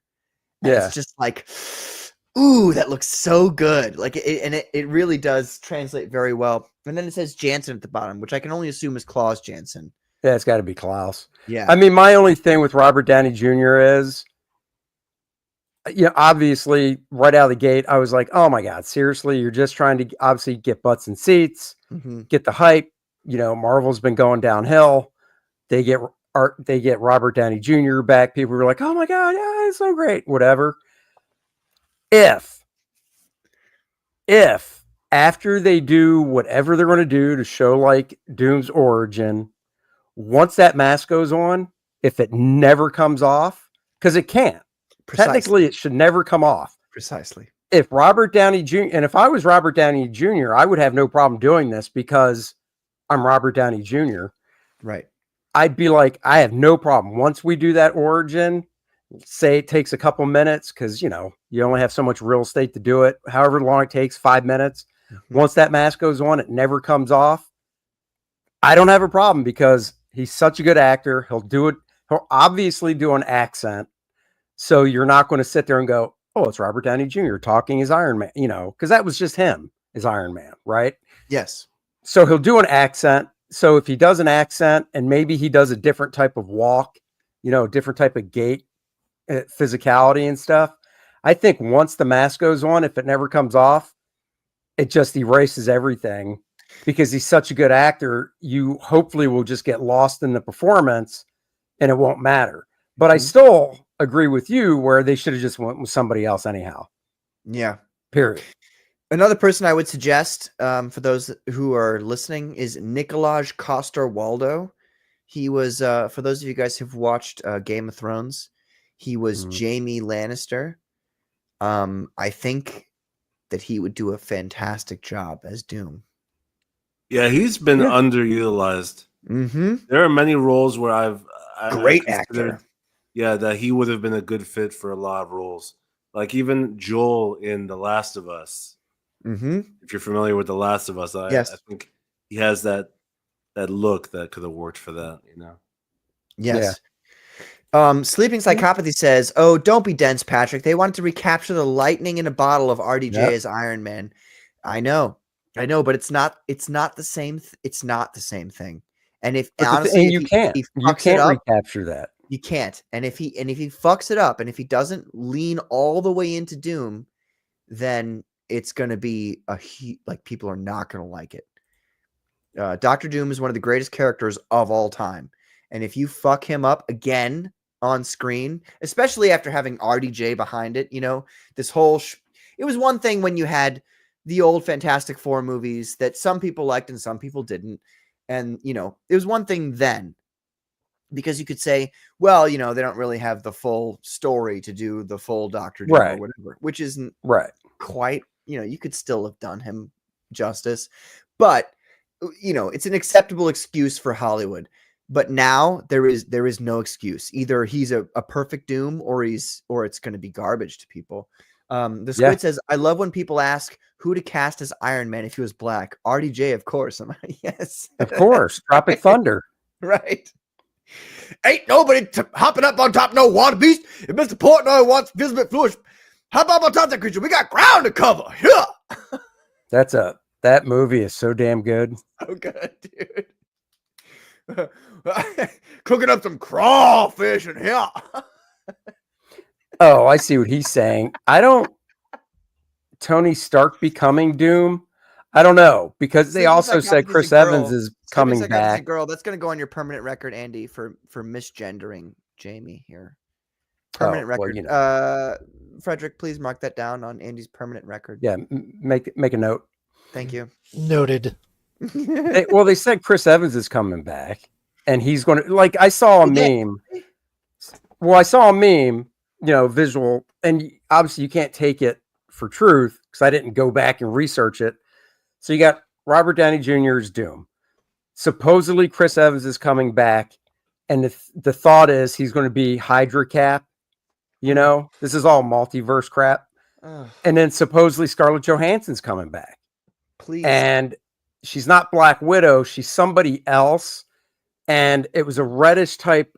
You only saw from here up, and it was mostly red.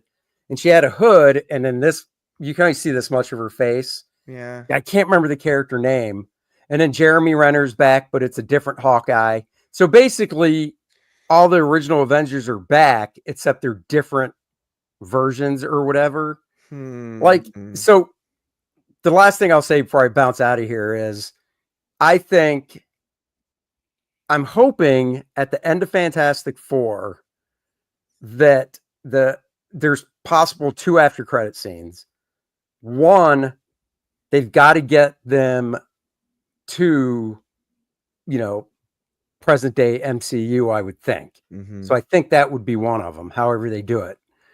And then 2, because they pimped Robert Downey Jr. last year at San Diego when they were filming still, I'm willing to bet that's where they get Doom. They introduce Doom as well in an after credit scene somehow. At least I hope so. Because you got to start the build just like they did with Thanos in the first Avengers. It was the first Avengers movie after credit scene when he turned and looked at the camera. And the funny thing about that is I know the guy that played Thanos in that quick scene. Really? Yeah. And he told me he got a call, and this was like how seat of the pants they were back in those days. He got a call from his agent. His agent was like, hey, I got this part. They need you down at the makeup, tomorrow at this time. Can you be there? Blah, blah, blah. And he's like, yep. What's it for? And they're like, you'll find out when you get there. Mm-hmm. And he went, and, obviously after the movie came out, my friend posted some of the behind the scene pictures online of him in the makeup chair. Cause it was all, prosthetics and stuff. And yeah, all I had to do was turn and do that. And it's the guy actually that, if you remember, oh shit, which one was it? I'm trying to remember. Real quick, was it mostly prosthetics? Was it mostly CGI or mostly real life? No, that first scene. That first time when he turns around. Yeah. Was it did they really do a lot of prosthetics, or was it all CGI? It was all prosthetics. Oh, really? Yeah, that was all prosthetics. Okay. So it was, damn it, I'm trying to remember. It wasn't, I'm getting the movies confused. Which one was it? It had to be Captain America. It was Civil War.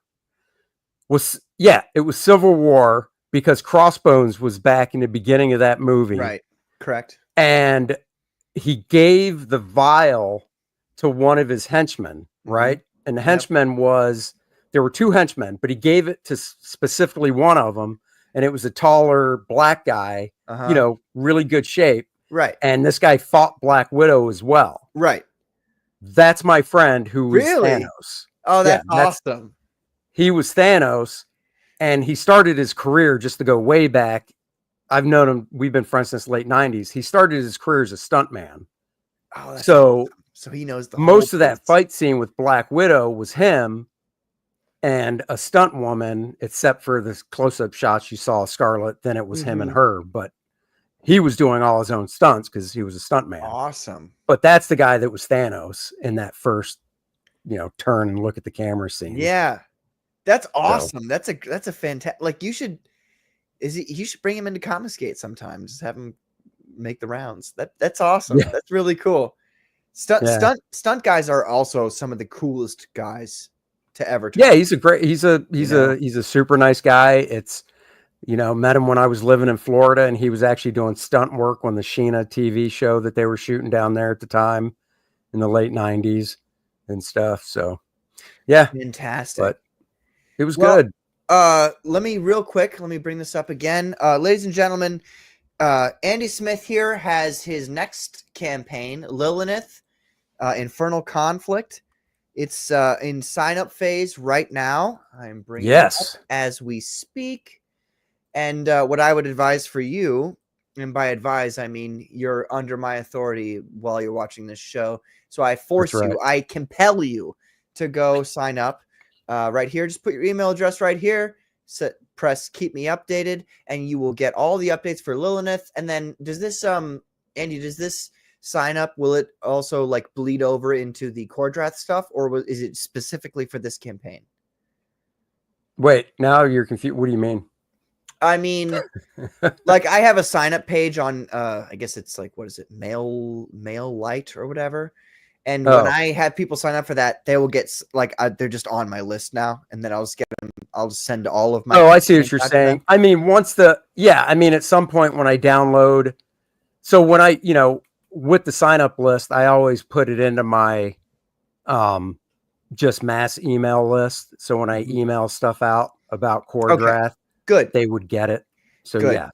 So then, ladies and gentlemen, if you want all the information on Kordrath, which the next copy is shipping out, what did you say? It was late this month, right?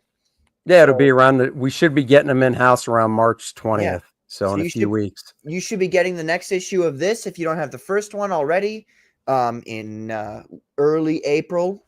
And you can sign up here for Lilineth, and you can get that the moment he essentially gets it going here. So it's going to be fantastic. Right. Go sign up right now, please, if you don't mind. It's a very small thing. Come on, I don't ask you guys. That's right. It takes 2 seconds. It's all it is. And he's not going to send you a million, you know, different messages like, hey, you know, please support my war in this country, this third world country, or hey, you know, please support my OnlyFans on this page. Oh, you don't have an OnlyFans, do you? No, not yet. I'm working on it. I got to get my abs in better shape. So right. I have an OnlyHands. An OnlyHands. That's right. Only hands. Only there hands. You go. Well, Andy, it was wonderful having you on. Thank you for staying so long. I know you. Yeah, dude. Thank you. I really appreciate it. So it was a great time having you here. Yeah, great stuff. Yeah, man. We'll have to much appreciated. We'll have to do it again. Yes, sir, for sure. And because I like, there's so many questions about you coming up in comic books that I want to ask, because, you know, essentially, Andy, you're talking to a bunch of people here who were never in the mainstream, and we were never in we never went to the, you know, the Kubrick school. You guys say Kubrick. I say Kubrick, like Stanley Kubrick. It's Kubert. Kubert, like the video game. I'm a fool now. I've made a fool of myself. Well, Andy, at least you got to see me make a fool of myself. That's okay. We never, like, we don't get to experience that, and we will never get to experience it because we're already doing our own things in our lives. And a lot of the chat is a similar way, but we love to hear the stories and the information about veterans who are from the mainstream and you know, who've been in this industry for 30, 40 plus years. And we love to hear about these things. And obviously there's a million questions we could ask you that we don't, because we don't want to interrupt the flow of conversation. And that's certainly how I am. So I'd love to have you back on sometime and ask a lot more pointed questions, and just Yeah, man. really Yeah, delve we'll figure into it out. So I'm down. I like answering questions and stuff. So yeah, good. And I hope you had a it's good time fun. while you were on the show here. I did, man. It was fun. Good. I enjoyed it. Excellent. So yeah, Well, cool. thank you for being here, Andy. You got it. We'll talk Have to a you good guys night. later. Thanks. Salute, I really brother. appreciate it. And thank you to all the fans and stuff. And yeah, go sign up for Lilineth, and we'll catch you guys later. Yes, sir. Bye bye, everybody. Have a Catch you good one. later. Good night. Yep. We shall see you. Let me get caught up with the chat here, ladies and gentlemen. We've got Skeleton Corey says their lineup is terrible. Agreed. He's talking about the Thunderbolts. I saw the trailer that makes it look like Void is the ultimate villain of the movie, and I'm just thinking, how the hell are these chuckle fucks going to beat Void? Yeah, no, they're probably not. We got Effie Truth here. He says the Earth is flat. YouTube channel Eric Dubé. Cool. It might be. Sleeping Psychopathy says, or they just needed a star-studded draw. That's very true. We already read that.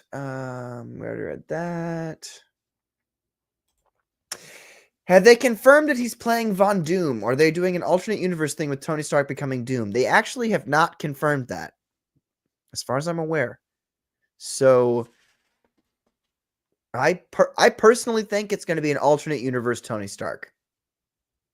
But we'll see. Which would actually be the dumbest of all the things to do. Yeah, I was gonna say, like, it sounds stupid, but then again, it makes sense that they would do that. The most stupid option possible. I think that's Hollywood, though. Hollywood looked at like one of the dumbest options, and they go, "Yeah, that sounds cool." You know what I mean? What could lose us the most money? Right. I don't think they. I think Hollywood is so caught up in their actor worship that they think that would actually be something people would be interested in. I actually think they think that's cool. But Well, the it's thing is, though, not. since they're using Robert Downey, I mean, then it would make sense though for it to be Tony Stark, right? Because right now, most people view Iron Man as Robert Downey, or Robert Downey Jr. as Iron Man. You know, it's hard to separate the two. So that's the only circumstance in which I think this alternate universe, Tony Stark being Doom, since that's canonical to a degree, where I think it could work. But I would have preferred just a brand new actor for Dr. Doom. Yeah. But then again, so it's I mean, it's a hard. And I've never heard of them going canonical. Like, yeah. Canonical? What's that? Is that some kind of Catholic thing? That's what they would say. Is it some kind of Catholic thing we should avoid?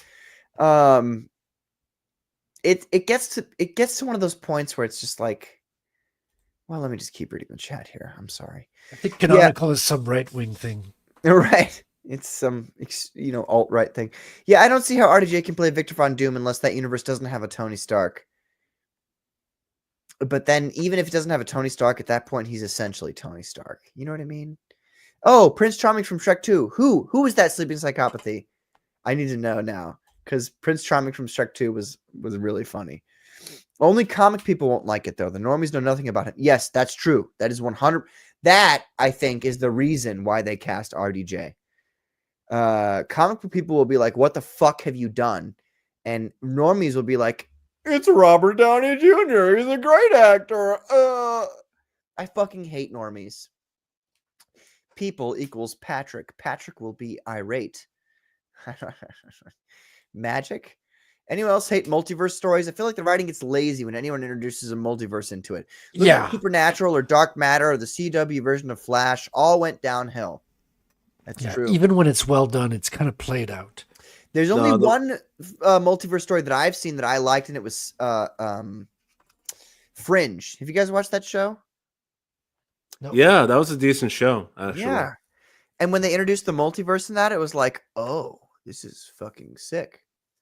Well, because that was more of a sci-fi kind of paranormal show. Like, the way it was introduced was interesting. I mean, the concept of there being multiverses is cool, but when you just introduce it in order to have like, in DC Comics and Marvel Comics in the 80s, oh, we got Earth 1, Earth 2, 616.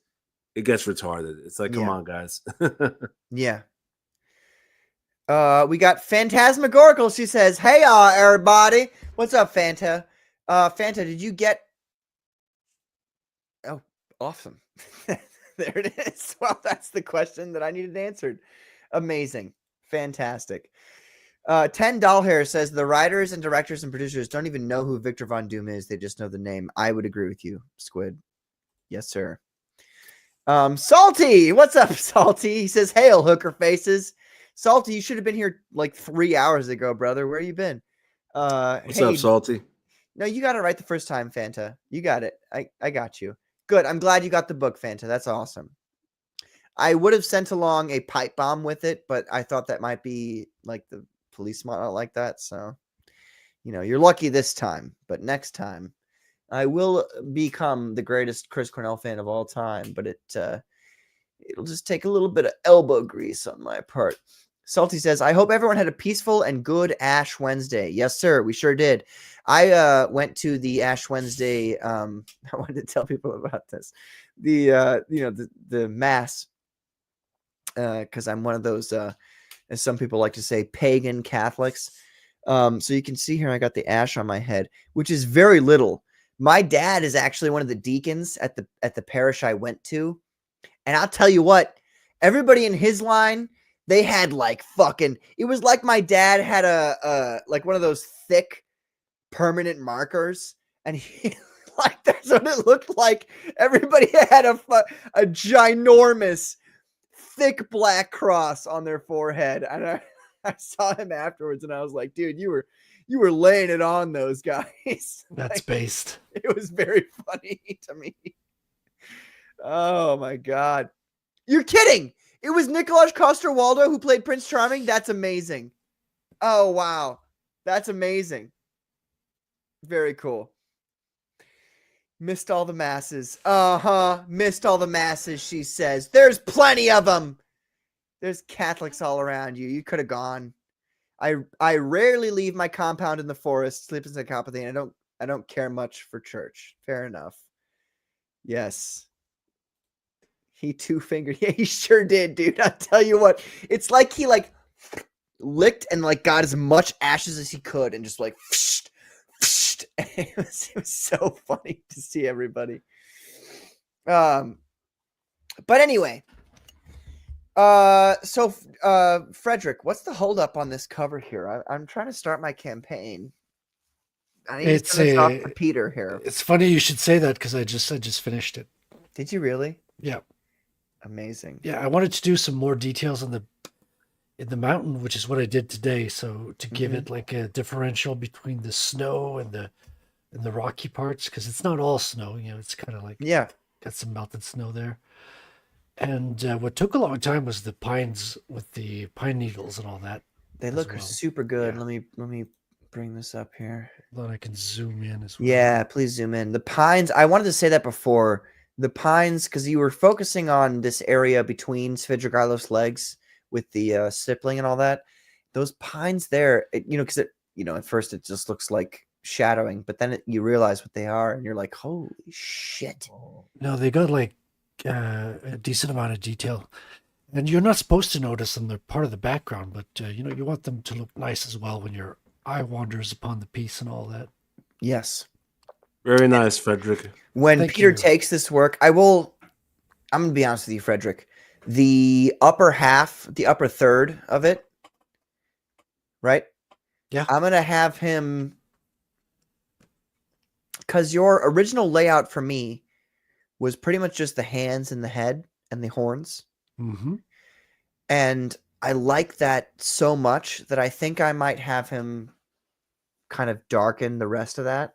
Oh yeah, man, that's what it's for. It's kind of like it's half like his fur of the but it's shapeless as well, because I knew you were going to put like phenomenal tails over his horns, right? It's kind of like, and then you'd see his eyes right underneath there. Yes. So you probably won't even see most of his body, and his body kind of like melts into the sky, so you can do like Aurora Borealis, and you can like highlight his head and his hands if you want as well. So is Peter going to be doing the colors on this piece? Oh yeah, Peter does everything for me now. Dude, like I think he's gonna. Yeah, I trust him 100%. He's gonna kill it. He's gonna knock it out the ballpark. It's gonna be amazing. Yeah. It's already amazing, but the combination of you and Peter is going to be just spectacular, especially with there's so many details you've added in here. The fire along the mountain. Yeah, well, it was kind of when you're adding the beast in the back with the hands and the eyes, it's like a vision in the sky. So I kind of wanted to make sure the pyramid kind of stood out, and it's kind of pyramid but hidden as a mountain as well. Right. All the layers of dirt and snow and all that on top of it. Precisely. It looks fantastic, dude. I'm very excited for people to purchase this. It is going to be for those folks listening at home, it is going to be $15, not $10 like the original comic. And just so you know, I have a few more copies of the Gilmore cover. Those are going to be now at $20. So I'm not undercutting anybody who backed the first campaign. Anybody who backed the first campaign, there's nobody who's going to be buying Phenomenal Tales #1 who's going to pay less than $15, just so you know. And you guys paid only 10, so except for you guys in Canada who paid 40. Yeah, oh dude, like it's gonna be hell. Now we got tariffs. Can you imagine? Like that's gonna kill my comic, man. 25% extra on top of the shipping. Right. Yes. That's right. Yeah, Salty says, wait, is Judge Fred from Canada? Now I have to hate it. No, you have to love it. It's going to be amazing. Also, Yeah, and by the time it comes out, we might have become the 51st state, and then we'll be friends again. Yes. Exactly. We got to get moving on bringing Canada into the U.S. pretty much. If just for shipping comic books, you know what I mean? If that's the only reason, because it cost me what? It cost me fucking $25 to send stuff to you guys. Yeah. I mean, I'm going to have digital versions as well, because I wanted to get translated into French and Spanish. So those might not get printed, but at least have them available as digitals. Salty says, never. You will never be a state. You will just be a territory like Guam, which is more than you deserve. Yes, and you will always be salty.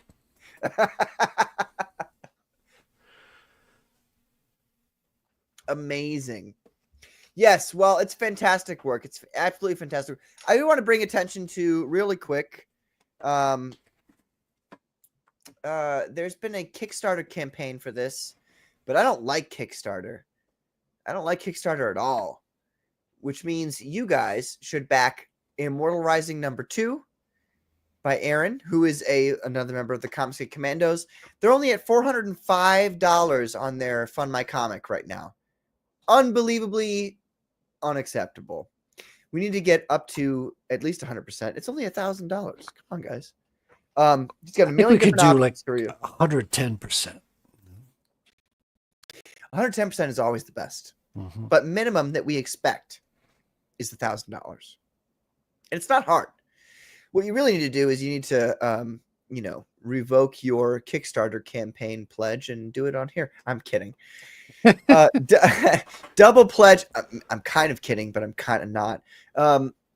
You guys need to come over here. Back Immortal Rising #2. Look at. Okay, I'm just gonna play the trailer here, and then we can talk about it.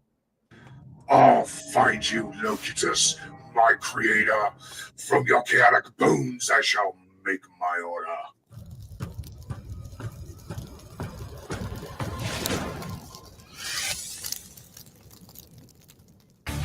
Congratulations, recruits. I'm so excited. I don't want to babysit two spoiled princes. I need to make a good impression for the soldiers. This is a silly waste of time. What? Is that my long-lost magic ruby? Empress, find my ruby. Your will is my command. Oh. Master. We're invading Terra to find Balmain's ruby. Go forth, save the innocent, and punish the wicked. Yes, Father. I have an easy life. But is that all there is? The Ruby could win this war once and for all. Let's kick the nest and see what falls out. Locutus calls to his creations for help. Where are we? What are those things? We have to get out of here.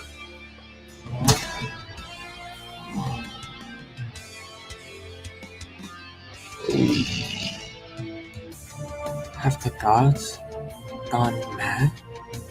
The Bomanites have invaded Terra.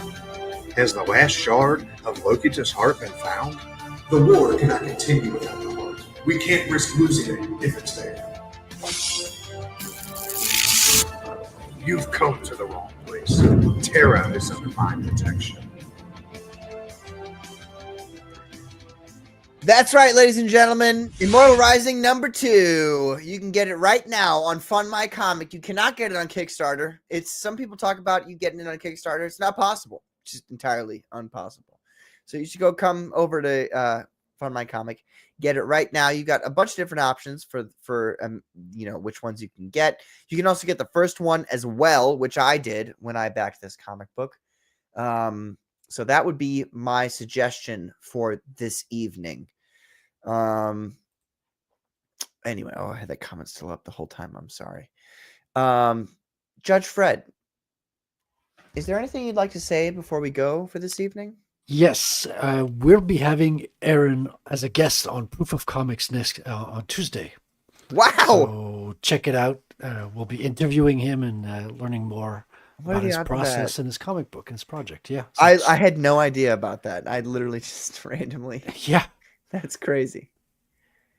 And Colonel Carbon, do you have anything you'd like to say before we go? Hail President Trump. We're back. The USA is the best. That's right.